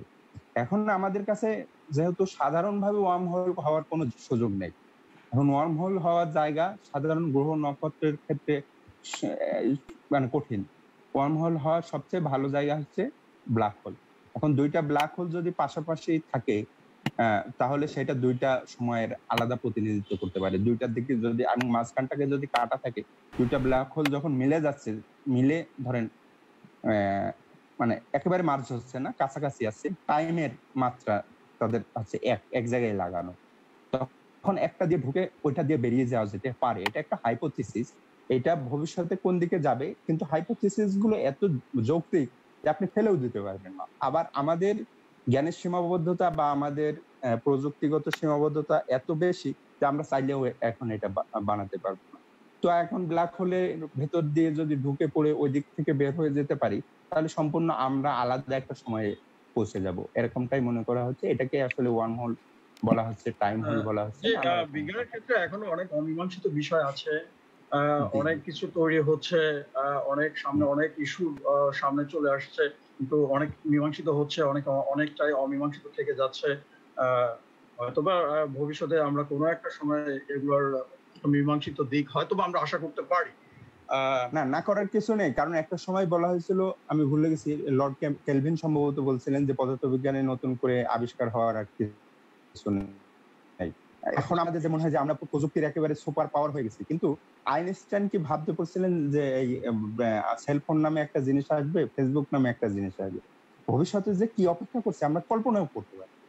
আইনস্টাইনের মতো এত বড় এগিয়ে যাচ্ছে, হ্যাঁ, আইনস্টাইনের মতো এত বড় মাথার একজন বিজ্ঞানী, তার পক্ষে কখনোই সম্ভব ছিল না ফেসবুক নামক জিনিসটা, বা এই যে আমরা লাইভ যে এখন যেটা করছি এই ধরনের কিছু হওয়ার ব্যাপারটা আসলে তাদের কল্পনাতে ছিল। আপনাকে অসংখ্য ধন্যবাদ। আমি আপনার কাছে আরেকটা ব্যাপারে একটু দৃষ্টিপাত করব। আমরা যদি আমাদের গ্রাম অঞ্চলে যেগুলো লোকাল এরিয়া, সেখানেও যে বিভিন্ন বইয়ের যে দোকানগুলো আছে, মানে বই বিক্রি করে যে জায়গাগুলোতে, সেখানে যদি যান আপনি দেখবেন প্রচুর উপন্যাস, বাংলাদেশে প্রচুর ঔপন্যাসিক। এটা নিয়ে পত্রপত্রিকায় একটা নামও দেওয়া হয়েছিল সেই সব লেখকদের। হাত বেরোতেই জি আমি হাতে গুলে কিন্তু কয়েকজনের। জি, আপনার ওখানে আমি সেটার কথা বলি যে বাজারে প্রচুর বই দেখবেন যে উপন্যাস, গ্রাম অঞ্চলে লাইব্রেরিগুলোতে 40 টাকা 45 টাকা অনেক, আপনি এটা চিন্তা করতে পারবেন না। কিন্তু ওই লাইব্রেরিগুলোতেই যদি আপনি বিজ্ঞানের বই খুঁজতে যান বা বিজ্ঞান বিষয়ক কোনো বই বা সায়েন্স ফিকশন টাইপের কিছু আপনি খুঁজতে যান, তাহলে কিন্তু ওখানে তরুণ লেখকদের ওই নিয়ে কোনো ধরনের লেখা আপনি পাবেন বলে সেরকম আমার কাছে মনে হয় না। তো সেই ক্ষেত্রে বিজ্ঞানের লেখক বৃদ্ধি করতে গেলে আমাদের আসলে কি করা দরকার বলে আপনার কাছে মনে হয়? আমাদের কোন জায়গাটা নিয়ে কাজ করা দরকার? না, এখন বরং ওই জায়গাটা অনেকখানি সরে আসছে মানুষ। আগে যেমন আমি যখন লেখালেখি শুরু করছি প্রায় 20 বছর 18 বছর, তো প্রথম দিকে আমার বই বের হয় 2010 সালে। তো প্রথমে তখন তো এই অনলাইন অ্যাক্টিভিটিসটা এত বেশি হয়নি। তখন যেটা হয়েছিল যে আমার এলাকার ছেলেমেয়েরা জিজ্ঞেস করতো যে ভাই আপনার বই আমাদের দোকানে পাই না কেন? আসলে এই প্রশ্নের উত্তর নেই, কারণ আমার বই নিয়ে গিয়ে কেউ সে রিস্ক নেবে না, আলটিমেটলি তাকে ব্যবসা করে খেতে হবে, জায়গাটা তারা নষ্ট করতে চাইবে না, খুবই স্বাভাবিক ব্যাপার। কিন্তু এখন জায়গাটা পাল্টেছে, তরুণ লেখকদের জন্য অনেক বড় সুযোগ হয়েছে যে আপনার এখন রকমারির মতো জিনিস আছে, অনেকগুলো এরকম প্ল্যাটফর্ম তৈরি হচ্ছে। আপনার বইটা রকমারিতে আপডেট হলে আপনি নিজেই ফেসবুকে প্রচার করতে পারছেন, সেটার যদি একটা সংক্ষিপ্ত পরিচিতি দেন, সেটা দেখেও অনেকে বই কিনছে। এবং আমরা যেটা করছি, আমাদের নিজেদের গ্রুপ আছে, বিজ্ঞান চিন্তা আছে, বিজ্ঞান চিন্তায় বই মেলার সময় তরুণ লেখকদের মানসম্মত যতগুলো বই বের হয় সবগুলোই আমরা কভার ছাপি, দাম ছাপি, প্রকাশক ছাপি, প্রকাশকের নাম ছাপি, তারপরে লেখকের নাম ছাপি, তারপরে সারা বছর যে বইগুলো বিক্রি বই হচ্ছে ওগুলো যখন ধরাতে পারি না, সারা বছর আমরা বুক রিভিউ নামে একটা পাতা রাখছি, সেখানে 2টা করে নতুন বইয়ের খবর আমরা দিই, এবং এদের বেশিরভাগই হচ্ছে তরুণ লেখক। সুতরাং তরুণ লেখক ভালো লেখা হলে আমরা তাদেরকে যে প্রমোট করব না এমন কোনো কারণ নেই। আমি আমার নিজের ব্যক্তিগত একটা গ্রুপ আছে, বিজ্ঞান চিন্তা তো আছে, বিজ্ঞান চিন্তায় আসলে সবকিছু অ্যাপ্রুভ করা সম্ভব হয় না, কারণ ওটা হচ্ছে আমাদের যেহেতু একটা মানে ওটা পাবলিকের সম্পত্তি না, ঠিক ওটা হচ্ছে একটা প্রাতিষ্ঠানিক গ্রুপ বা প্রাতিষ্ঠানিক কিন্তু যখনই আমার নিজেরও একটা অ্যাপ গ্রুপ খুলছি, যে কেউ যদি বিজ্ঞানের তার বই হয়তো আমরা জানি না, আমরা তখন সে যদি আমার এখানে পোস্ট দেয় একটুখানি ফিজিক্সে বা আরো অনেক গ্রুপই আছে, আমরা কিন্তু পোস্টটা অ্যাপ্রুভ করি যদি সেটা মেটাফিজিক্স বা এই যে অবৈজ্ঞানিক বই না হয়। যে রনি ভাই, আমরা দর্শকদের একটা মেসেজ দিতে পারি আপনার কথার আলোকেই। যদি কেউ বিজ্ঞান নিয়ে লিখতে চান বা কোয়ালিটিফুল রাইট আপ দিতে চান, তাহলে আপনাদের পক্ষ থেকে, বিজ্ঞান চিন্তার পক্ষ থেকে, বা আব্দুল গাফফার রনি একজন জনপ্রিয় বিজ্ঞান লেখক বাংলাদেশে, ওনার জায়গাটা, ওনার স্পেসটা তাদের জন্য সবসময় উন্মুক্ত থাকবে। রনি ভাই, এখানে আমি আর একটু যোগ করি, একটু আমি তরুণ বিজ্ঞান লেখক নামে একটা প্রকল্প প্রতি বছর, এই প্রকল্পের ব্যানারে প্রতি বছর আমরা 10টা মিনিমাম 10টা বই বের করি, আমরা লেখা আহ্বান করি। লেখা এবছর করোনার জন্য এখনো করিনি, লেখা আহ্বান করি, পাণ্ডুলিপি জমা দেয়। যেসব ছেলেমেয়েরা পাণ্ডুলিপি জমা দেয়, শুধু পাণ্ডুলিপি জমা দেওয়াটাই তাদের শেষ কাজ, তাদের আর কোনো কাজ নেই। বাকি কাজ সব আমরা এখানে এডিটিং দিয়ে দেখে, হ্যাঁ সে আরেকবার পড়ে দেবে, ঠিকঠাক করে দেবে, এটাই। তার কাছ থেকে কোনো টাকা কোনো প্রকাশক নেবে না, আমাদের প্রকাশকের সাথে এরকম একটা ডিল থাকে। এবং বই বিক্রি হলে হয়তো নতুন বই ফলো করতে পারে, সেক্ষেত্রে ভালো বই হয়তো ফলো করছে, সেক্ষেত্রে হয়তো তাকে প্রকাশক রয়্যালটি দিতে পারে না, সেটা আসলে সীমাবদ্ধতা। কিন্তু বইটা প্রকাশ করা, মার্কেটে যাওয়া, এই দায়িত্ব পর্যন্ত সবকিছু আমি তত্ত্বাবধান করি, প্রকাশকরা আমার তত্ত্বাবধানে প্রকাশকরা এটা করে দেন। হ্যাঁ রনি ভাই, আপনার কথা শুনে একটু আমি বলতে যাচ্ছি যে সবসময় যদি আমরা মুনাফার দিকটা চিন্তা করি, কোনো কিছু রাইট আপ বা কোনো কিছু দিকে মুভ করে থাকি, তাহলে কিন্তু ভিতরের আসল জিনিসটা, আমরা যেটা আসলে সমস্ত মেসেজ দিতে চাচ্ছি, এটা কখনো বের হয়ে আসবে বলে মনে হয় না। তো যারা লিখতে চান বা যারা লেখক আছেন বা তরুণ প্রজন্ম যারা সামনে লিখবেন, আসলে সবসময় মুনাফার চিন্তাটা সবসময় মাথায় না এনে তাদের ভিতরের যে জিনিসটা আছে, হিডেন যে সুপ্ত প্রতিভা যেটা আছে, সেটা তাদের সেই জিনিসটার জায়গা থেকেই লেখাটা দরকার। তাহলে আমরা ভবিষ্যতে অনেক ভালো ভালো রাইটার আমরা বাংলাদেশে পাবো। তো আপনার কাছে আরেকটা প্রশ্ন আছে আমাদের দর্শকদের কাছ থেকে, আমি একটু দেখে নিই। কাউসার জিদান, ওনার একটা প্রশ্ন ছিল, বারমুডা ট্রায়াঙ্গেলের রহস্যটা আসলে কি, এর কি মীমাংসা হয়েছে? আপনি যদি খুবই সংক্ষেপে যদি বলেন। না, বারমুডা ট্রায়াঙ্গেল আর রহস্য আসলে রহস্য নয়, এটা আসলে এক ধরনের বাণিজ্য ছিল। এটাকে নিয়ে অনেক বই বিক্রি হয়েছে, অনেক হয়েছে। এখন প্রতিদিন শত শত প্লেন উড়ে এর উপর দিয়ে যাচ্ছে, জাহাজ যাচ্ছে, কোনো সমস্যা হচ্ছে না, এটা কোনো রহস্য না। কিছু ঘটনা ছিল কাকতালীয়। জি জি, এটা সামুদ্রিক কিছু ছিল, কিছু সমীকরণ, কিছু ইকুয়েশন ছিল, সামুদ্রিক বিভিন্ন অ্যাক্টিভিটিস, হাইড্রোডাইনামিক্স, কিছু ফ্যাক্টর, অনেক কিছু জড়িত ছিল। আমি মেরিনের রিসার্চার, সো অনেক কিছু এখানে জড়িত আছে। আসলে আমরা যেটা কল্পনা জগৎ থেকে চিন্তা করে থাকি, বাস্তবতা সেটার থেকে হাজার হাজার গুণের ফারাক তৈরি করে দিয়েছে।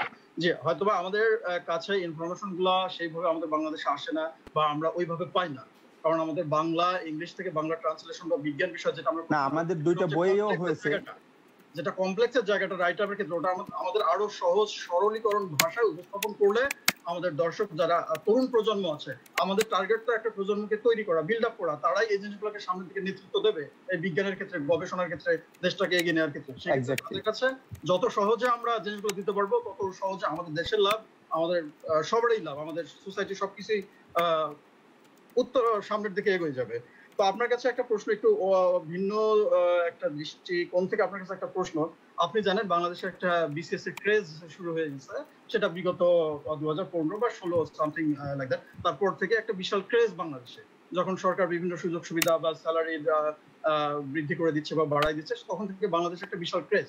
ইভেন ইউনিভার্সিটিতে যে একটা ভালো রিসার্চারও ছিল, সে কিন্তু একটা বিসিএস এর দিকে, আপনি রিসেন্ট যদি বিসিএস এর ফলাফল দেখেন, আপনার যাদের টেকনিক্যাল স্পেশালিস্ট বা স্পেশালাইজড ক্যাডার যেগুলো, তারাও কিন্তু এখন জেনারেল ক্যাডারের দিকে চলে যাচ্ছে।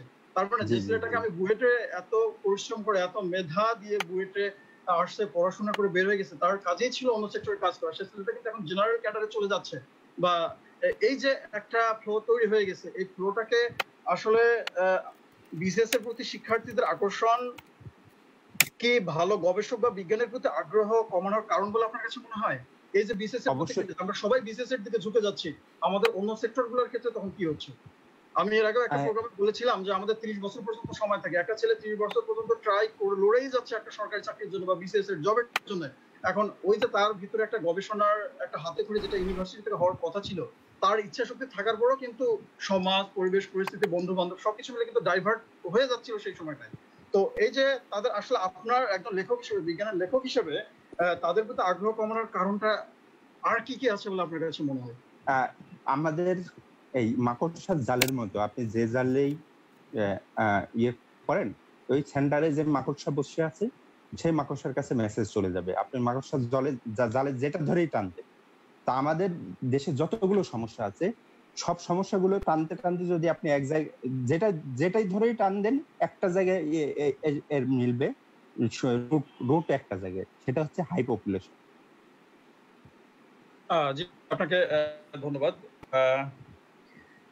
আমরা আরেকটা ব্যাপার নিয়ে কথা বলতে পারি, সেটা হচ্ছে আমাদের বাংলাদেশের সৃজনশীল শিক্ষা ব্যবস্থা। আমরা এর ভিতরে কি হচ্ছে, আমরা আসলে যারা বাইরে আছে সম্পর্কে অতটা জানি না, আপনারা দেশে আছেন, এই ব্যাপারটা খুবই ভালো জানেন। তো আপনার কাছে আমি একটু জানতে চাচ্ছি, এই যে সৃজনশীল শিক্ষা ব্যবস্থা আমাদের বাংলাদেশে, এটা বিজ্ঞান মনস্ক মানুষ তৈরি করতে আসলে কতটুকু সফল বলে আপনার কাছে মনে হচ্ছে? এখানে একটা ব্যাপার আছে। এখানে সবচেয়ে বড় সমস্যাটা হচ্ছে যে সৃজনশীল টিচার তো দরকার, শুধু বই সৃজনশীল হলে হবে না, সৃজনশীল টিচার দরকার। আমাদের যেসব টিচার তারা বেশিরভাগই পড়ে এসছেন আগের সিস্টেমে।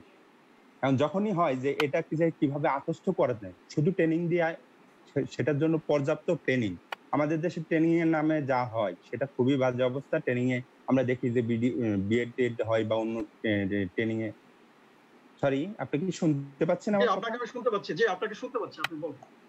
হ্যাঁ, তো ট্রেনিং এ সেখানে আমি গান বাজনাকে খারাপ বলছি না, কিন্তু মানে কাজের সময় যদি গান বাজনাই হয়, ওইটাই যদি ক্লাস হয়, তাহলে তো আসলে ওই যে তো আমাদের সমস্যা হচ্ছে যে আমাদের যে ট্রেনিং এর নামে যেটা হয় সেটা ট্রেনিং হয় না। অ্যাকচুয়ালি প্রথম কাজটাই হওয়া উচিত ছিল শিক্ষকদের নিয়ে বসা সৃজনশীলতা, তাদের ভিতরে সৃজনশীলতা কি জিনিস সেটা ঢুকিয়ে দেওয়া। এবং এক্ষেত্রে সবচেয়ে বড় ভূমিকাটা আগে বাংলা এবং ইংরেজি টিচারদের পালন করা উচিত ছিল, যারা কিছুটা হলেও সাহিত্যের সাথে পড়ে এসছে, কিভাবে একটা জিনিস আত্মস্থ করতে হয় ওনারা জানেন, সেটাকে আবার অন্য টিচারদের ভিতরে দিয়ে দেওয়া। সৃজনশীল পদ্ধতিটা মোটেই খারাপ না, কিন্তু সেই পদ্ধতিটার প্রয়োগটার সমস্যা আছে, আমাদের পদ্ধতিটাও ঠিকভাবে হয়নি। জাফর ইকবাল স্যার একটা তার লেখাই বলেও বলছিলেন যে আমরা যে শিক্ষা কমিশনে আমাদের যে দায়িত্ব দিয়েছিল, আমরা যে প্রস্তাবনা রেখেছিলাম সেই প্রস্তাবনার বেশিরভাগই নেই। তো এখন ঘটনা হচ্ছে যে রাতারাতি যদি এরকম কমিশনের প্রতি আমরা আস্থা না রেখে আমরা যদি মাঝখান থেকে চেঞ্জ করে ফেলি, তাদেরকে না জানিয়েই, বা ওই যে একটা গাছের ছবি দেয়া আছে, গাছের ইয়ের উপরে ছাগল উঠে বসে আছে, ছাগল গাছের উপর গাছের ইয়েতে উঠে পাতা খাচ্ছে, এটা নিয়ে অনেক কথা হয়েছিল সেই সময়। তো এগুলো নিশ্চয়ই জাফর ইকবাল স্যারের মতো লোকদের দেখিয়ে নিয়ে বইটা ছাড়া হয়নি, অর্থাৎ ফাইনাল প্রুফ তাদের হাতে দেওয়া হয়নি, এটা নিশ্চিত আমি। তো সৃজনশীল যদি করতে হয়, যাদের আপনি দায়িত্ব দিচ্ছেন, যাদেরকে যোগ্য মনে করছেন, একেবারে ছাপা হওয়ার পর একটা নমুনা তাদের কাছে পাঠিয়ে তারা অ্যাপ্রুভ করবেন, এবং সেই অ্যাপ্রুভাল জিনিসটাই আসলে ছাপা হতে হবে, পরে বই আকারে আসবে। যদি না হয় সেই বই বাতিল। এইটা যদি করতেন তাহলে এটা একটা। দ্বিতীয়টা হচ্ছে শিক্ষকদের ইয়ে, কারণ শিক্ষকরা নিজেরাই যেহেতু বুঝে উঠতে পারেন না, সেক্ষেত্রে ছেলেমেয়েরা তো হিমশিম খাবেই। জি, কারণ হচ্ছে আমরা যে প্রজন্মটা বেড়ে উঠেছি বা ছিলাম আমরা পড়াশোনার ইয়াতে, তখন যে জিনিসটা হচ্ছে যে আপনি যে ক্লাসেই পড়েন, যে জায়গাতেই যান, মুখস্থ বিদ্যার একটা ব্যাপক কিন্তু একটা গন্ডি ছিল।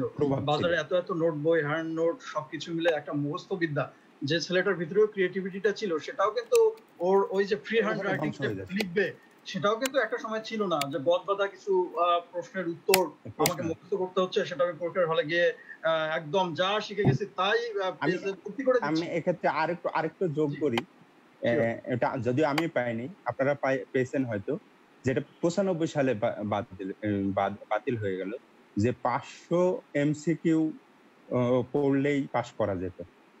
500 এমসিকিউ পড়লে তার ভেতর থেকেই পরীক্ষায় আসবে, এরকম একটা নিশ্চয়তা ছিল। এবং ওইটা 95 সালে লাস্ট হলো, তখন দেখা গেল অনেকে 8 থেকে মানে ওই পরীক্ষায় সুযোগ নেওয়ার জন্য 7 থেকে 9-এ ভর্তি হয়ে গেছে। এমন ঘটনা অনেক ঘটেছে। আবার অনেকে লেখাপড়া অনেক আগে বাদ দিয়েছে হঠাৎ করে ওই সুযোগটা নেওয়ার জন্য। তো এটা একটা খুব ভয়ঙ্কর অবস্থা ছিল। তার থেকে অনেকটাই উত্তরণ হয়েছে।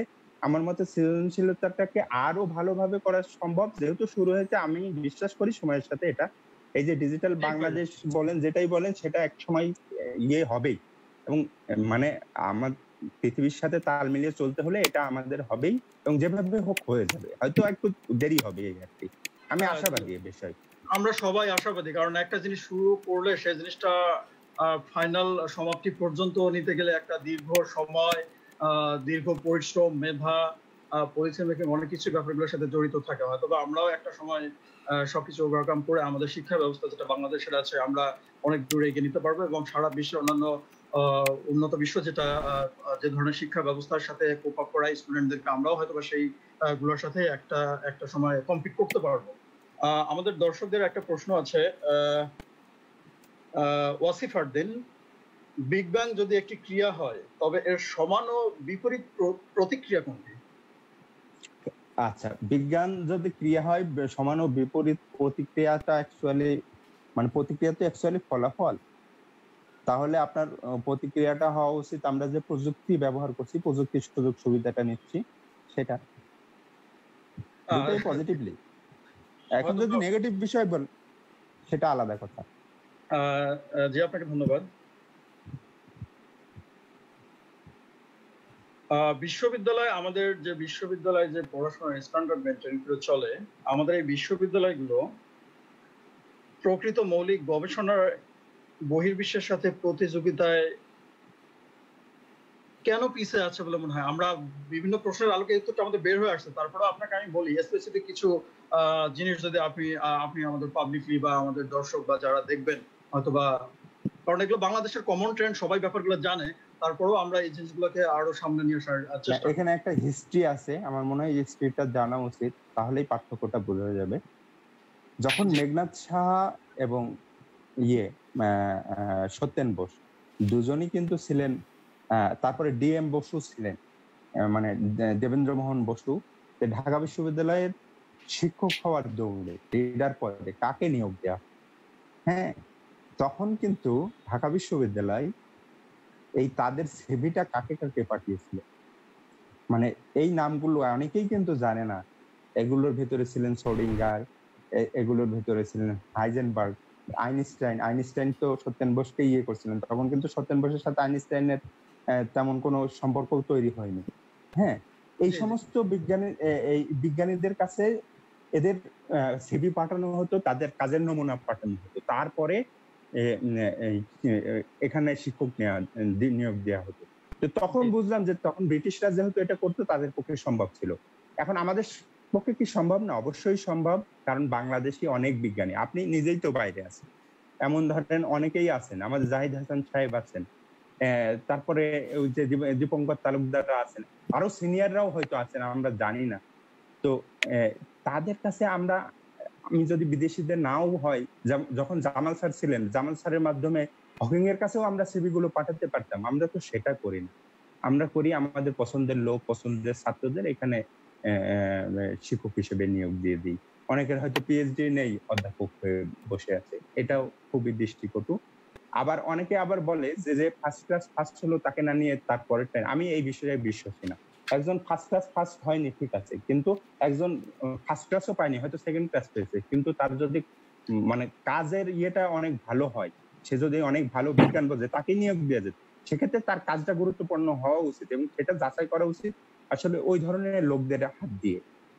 হ্যাঁ, যে ফার্স্ট ক্লাস ফার্স্ট হয়ে গেছে এটা নিয়ম করে ফেলছি, তাকেই নিয়োগ দিতে হবে, এটাও যেমন ঠিক না, তেমনি যে আমার ওই যে স্বজন পোষণ করাটাও আসলে ঠিক না। এটা বাংলাদেশে আসলে আমরা যদি আমরা যে জিনিসটা যেমন সবসময় বলে থাকি, নেপোলিয়ন বোনাপার্ট যেমন একটা সময় বলছিলেন তার উক্তি, শিক্ষিত মাদাও আমি তোমাদের শিক্ষিত জাতি উপহার দেবো, কিন্তু আমাদের দেশে ওই ব্যাপারটা এখন এমন পর্যায়ে চলে আসছে যে আমাদের একটা দক্ষ শিক্ষক দাও আমাদের ইউনিভার্সিটিতে, আমি দক্ষ গবেষক, দক্ষ মানুষ আমি বের করে দেবো এই জায়গাটা থেকে। আসলে আমাদের বাংলাদেশে এই স্লোগানটাই এখন মডিফাই করে সামনে নিয়ে আসা দরকার বলে আমাদের মনে হয়। কারণ আপনি শিক্ষিত, দক্ষ শিক্ষক, গবেষণায় দক্ষ, এইসব ধরনের শিক্ষকেরাই সম্মানের সাথেই বলি, আমাদের যারা বিশ্ববিদ্যালয়ের শিক্ষক আছেন, ওনারাই একমাত্র যদি দক্ষতা অর্জন করে আসতে পারেন বাইরে থেকে, বিভিন্ন জায়গা থেকে, তবেই না আমাদের শিক্ষার্থীদের ভিতরে একটা নতুন একটা অধ্যায় সূচনা করতে পারবেন। কারণ একটা শিক্ষক পারে একটা ছাত্রের ভিতরে তার এই হিডেন যে প্রতিভাটা আছে সেটা বুঝতে পারে, এবং সেই প্রতিভাটাকে কিভাবে মোবিলাইজ করতে হয় সেও সেটা জানে। এখন আমাদের যে এই যে শিক্ষক রিক্রুটমেন্টের প্রক্রিয়া, আমি ওপেনলি বলি, এটার ক্ষেত্রে আসলে আমাদের হয়তোবা অদৃশ্য অস্পৃশ্য কোন ধরনের শক্তি এটার পিছনে সব জায়গাতে আছে বলেই আমাদের অবস্থা। আমাদের এই জায়গাগুলো থেকে বের হওয়া দরকার বলে আমাদের মনে হয়, এবং আমরা মনে করি বের হতে হবে আমাদেরকে, আমাদের নিজেদের প্রয়োজনে আমাদেরকে এখান থেকে বের হতে হবে। অবশ্যই। জি, আমাদের আব্দুল গাফফার রনি, আমাদের আর প্রশ্ন আছে দর্শকদের কাছ থেকে। রাফি উনি জানতে চেয়েছেন খুবই সংক্ষেপে, ডার্ক এনার্জি বলতে আমরা কি বুঝি আসলে? ডার্ক এনার্জি কি? ডার্ক ম্যাটার নিয়ে আমি আর বলতে চাই না। ডার্ক এনার্জি আসলে মহাবিশ্ব তৈরি হওয়ার পরে কিছু মানে ভর আর শক্তি তো একই জিনিস, যেটা আইনস্টাইন দেখিয়েছেন। তো আমাদের যে পরিমাণ ভর শক্তি হওয়া উচিত ছিল টোটাল, সেটা আমরা পুরোটা পাইনি, কিন্তু কিছু ঘাটতি দেখা যায়। কিন্তু ভরের ঘাটতিটা আমরা মহাকর্ষ বল থেকে পাই, যে ঘাটতি আছে সেটা ডার্ক ম্যাটার। কিন্তু শক্তির ঘাটতিটা আর কোনো ভরের ক্ষেত্রে আর কোনো প্রমাণ আসলে আমরা এখনো পাইনি। শক্তির ক্ষেত্রে যেটা হচ্ছে যে মহাবিশ্ব যে সম্প্রসারিত হচ্ছে, এটার জন্য একটা শক্তির প্রয়োজন। এই শক্তিটা কোথা থেকে আসছে, এবং সম্প্রসারিত হওয়াটা স্বাভাবিক সম্প্রসারণ হলে সমস্যা ছিল না। সম্প্রসারণটা হচ্ছে ত্বরিত হারে, অর্থাৎ আলোর চেয়েও বেশি গতিতে সম্প্রসারিত হচ্ছে। আর মহাবিশ্ব যেহেতু এই আলোর গতি নিয়ে মানার কোনো নেই, অর্থাৎ স্থানকাল নিজে আলোর গতি মানতে হবে, তার কোনো এরকম নেই, সুতরাং সে এইভাবে স্ফীত হয়ে চলছে। স্থানকালে সম্প্রসারণ হচ্ছে, এই যে সম্প্রসারণ হচ্ছে, এটাই এখান থেকে আমরা আসলে ডার্ক এনার্জিটার একটা হিসাবটা পেয়ে যাচ্ছি। এটাই আসলে ডার্ক এনার্জি। জি, আপনাকে অসংখ্য ধন্যবাদ। আমাদের দর্শকদের আরেকটা প্রশ্ন আমরা নেব। আমরা ব্ল্যাক হোল, ওয়ার্ম হোল সম্পর্কে আলোচনা করেছি, ব্যাখ্যাগুলো আপনার কাছে চলে আসছে খুব সুন্দরভাবে। আমাদের দর্শক সামিয়া শেহরিন প্রশ্ন করেছেন, হোয়াইট হোল আসলে কি? আচ্ছা, হোয়াইট হোল নিয়ে আমি হোয়াইট হোল, ধরেন ব্ল্যাক হোল সবকিছু শোষণ করে নেয়, সে বস্তু থেকে শুরু করে কোনো আলোই সে শোষণ করে নেয়। কিন্তু এর বিপরীত যদি একটা বস্তু থাকে যে সে কোনো কিছুই শোষণ করে না, 100% সবকিছু ফিরিয়ে দেয়, সেটা আসলে সেরকম যদি কোনো বস্তু মহাবিশ্বে থাকে, এখন একটা হাইপোথেসিস পর্যায়ে আছে, সেটা আসলে হোয়াইট হোল। এবং এটাও বলা হচ্ছে যে এটাও ব্ল্যাক হোলের মতো এটাও পাওয়া যাবে, এমন কিছু থাকাটা সম্ভব। আসলে এটা জেনারেল রিলেটিভিটিও থেকেও সমাধান থেকেই আসছে যে এমন কিছু থাকা সম্ভব যেটা কোনো আলো, এমনকি কোনো বস্তু সে শোষণ করবে না, পুরোপুরি রিফ্লেক্ট করে দেবে। এটাই আসলে হোয়াইট হোল। জি, আপনাকে ধন্যবাদ। আপনার কাছে আমার নিজের একটা জানতে চাওয়ার বিষয় সামনে এসছে। আপনি তো লেখালেখির জগতে অনেকদিন ধরে আছেন, 27টার মতো বই আপনার বের হয়ে আসছে, তুমুল জনপ্রিয় সে বইগুলো আমাদের বিজ্ঞান যারা মনস্ক তাদের কাছে। তো বিজ্ঞান শিক্ষার্থীদের জন্য আপনার পছন্দের একটি বিজ্ঞানের গল্প যদি আমার সাথে শেয়ার করেন, যেটা আপনার কাছে খুবই পরিচিত, আপনি যে গল্পটা সবসময় আপনার মনে হয় বা ফিল করেন, এই ধরনের একটা জিনিস, তো আপনি যদি আমাদের সাথে শেয়ার করেন একটু। এক্ষেত্রে বেশ কয়েকটা গল্পই এরকম আছে, তবে মহাকর্ষ তরঙ্গের বিষয়টা আমার কাছে, মহাকর্ষ তরঙ্গ প্লাস সবচেয়ে যদি বলি, সেটা হচ্ছে আর্থার এডিংটনের সাথে যে চন্দ্রশেখর লিমিট নিয়ে যে দ্বন্দ্বটা, এটা আসলে আমাকে রোমাঞ্চিত করে। কারণ একজন 20 বছরের তরুণ, তিনি জাহাজে বসে একটা তত্ত্ব দিচ্ছেন, সেই তত্ত্বটা তার গুরু, সেই সময় সবচেয়ে বড় জ্যোতির্বিজ্ঞানী, সেটা নস্যাৎ করে দিচ্ছেন, এবং তিনি সেটা অনেকটা অভিমান করে জ্যোতির্বিজ্ঞান চর্চা ছেড়ে দিচ্ছেন। আবার এর ঠিক 50-52 বছর পর আরেকজন ওইটা নিয়ে গবেষণা করে প্রমাণ করে দিচ্ছেন যে ওই লিমিটটাই সত্যি, তখন তাকে নোবেল দেয়া হচ্ছে। এই জিনিসটা আসলে আমাকে খুবই রোমাঞ্চিত করে যে 50 বছর পর এইভাবে নোবেল পাওয়া যায়, এইভাবে ফিরে আসা যায়। কিন্তু দুর্ভাগ্য বিজ্ঞানের, যে এডিংটনের কারণে উনি যদি ওই অভিমানটা ছেড়ে না করতেন, ওই যে 50 বছর উনি যে খুব বেশি কিছু দিতে পারেননি, এই 50 বছর আরো অনেক কিছু দিতে পারতেন। Eddington general theory of relativity প্রমাণ করেছেন, আবার এই চন্দ্রশেখরকে ইয়ে করে অনেক ক্ষতিও করে গেছেন। এই জিনিসটা আসলে মানে আমাকে আপনার কাছে খুবই ইন্টারেস্টিং একটা ব্যাপার, বা আরো আছে এরকম। ঠিক আছে, যে আমরা একটা প্রশ্ন নেব, আমাদের লাস্ট প্রশ্ন আজকে প্রোগ্রামের, আমাদের দর্শকদের কাছ থেকে আমাদের প্রোগ্রাম শেষ করতে হবে।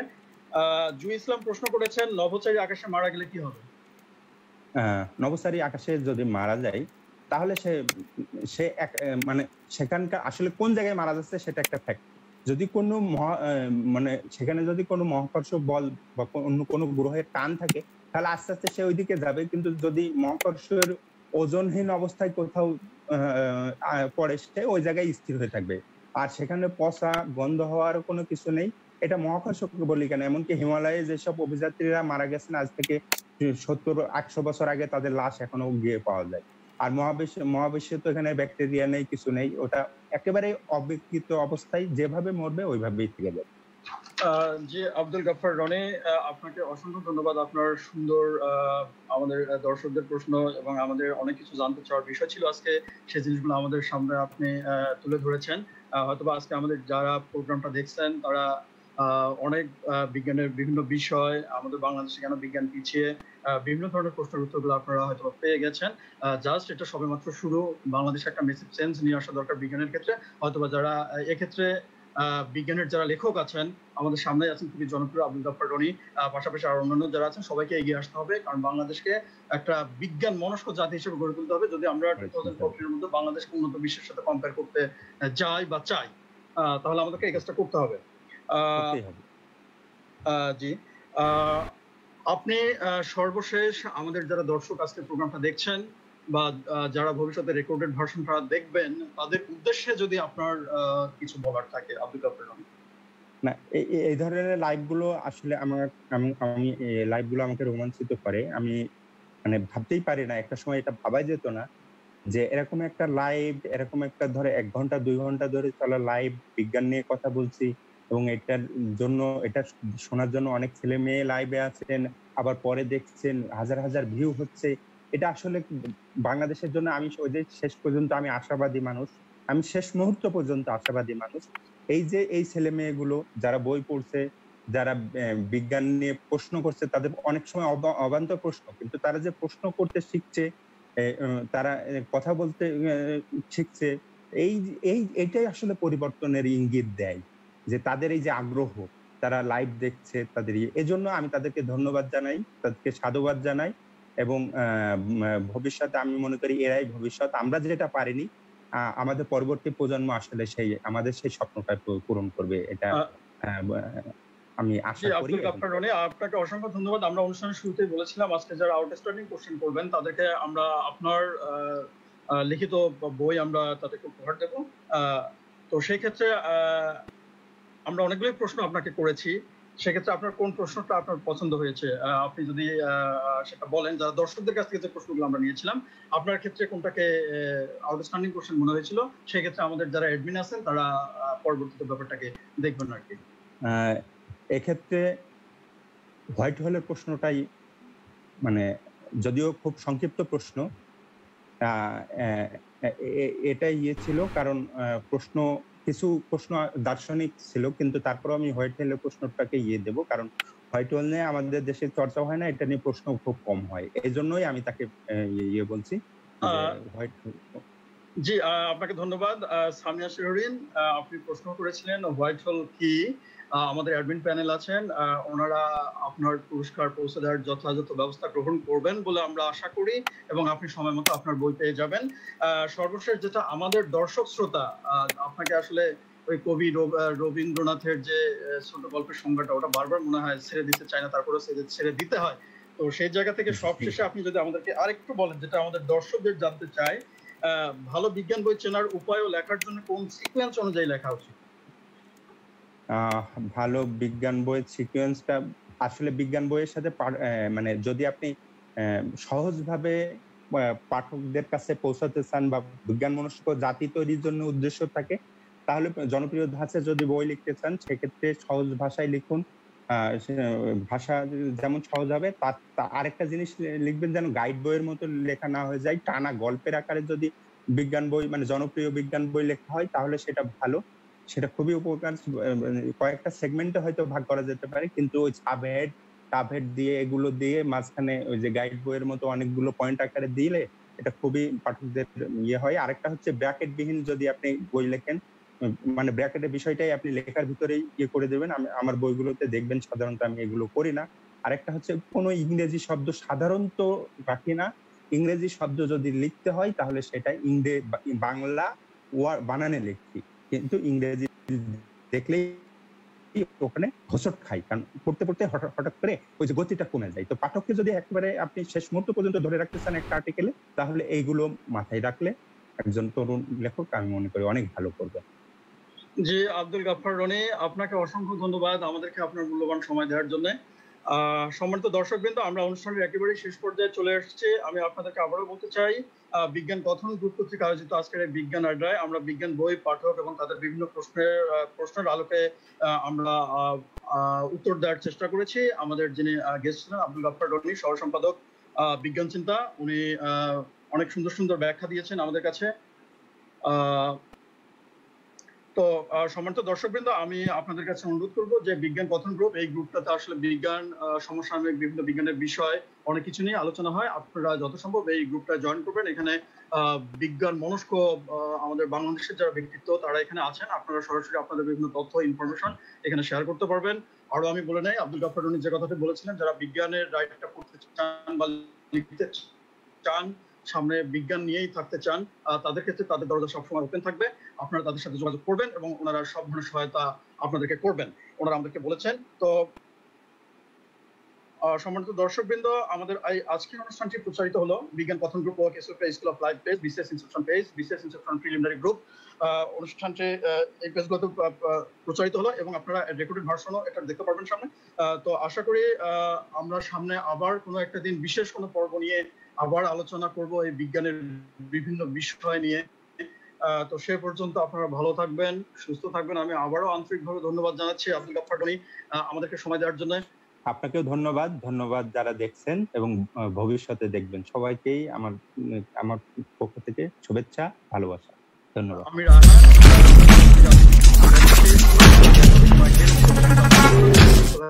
আর আমাদের পিছনে যে অ্যাডমিন ছিলেন, অ্যাডমিন প্যানেল প্রোগ্রাম আজকে সঞ্চালনা করেছেন, আমরা অসংখ্য ধন্যবাদ জানাচ্ছি এই টেকনিক্যাল সাপোর্টগুলো দেওয়ার জন্য। আপনাদের সাথে আবার দেখা হবে, সে পর্যন্ত ভালো থাকেন। আল্লাহ হাফেজ।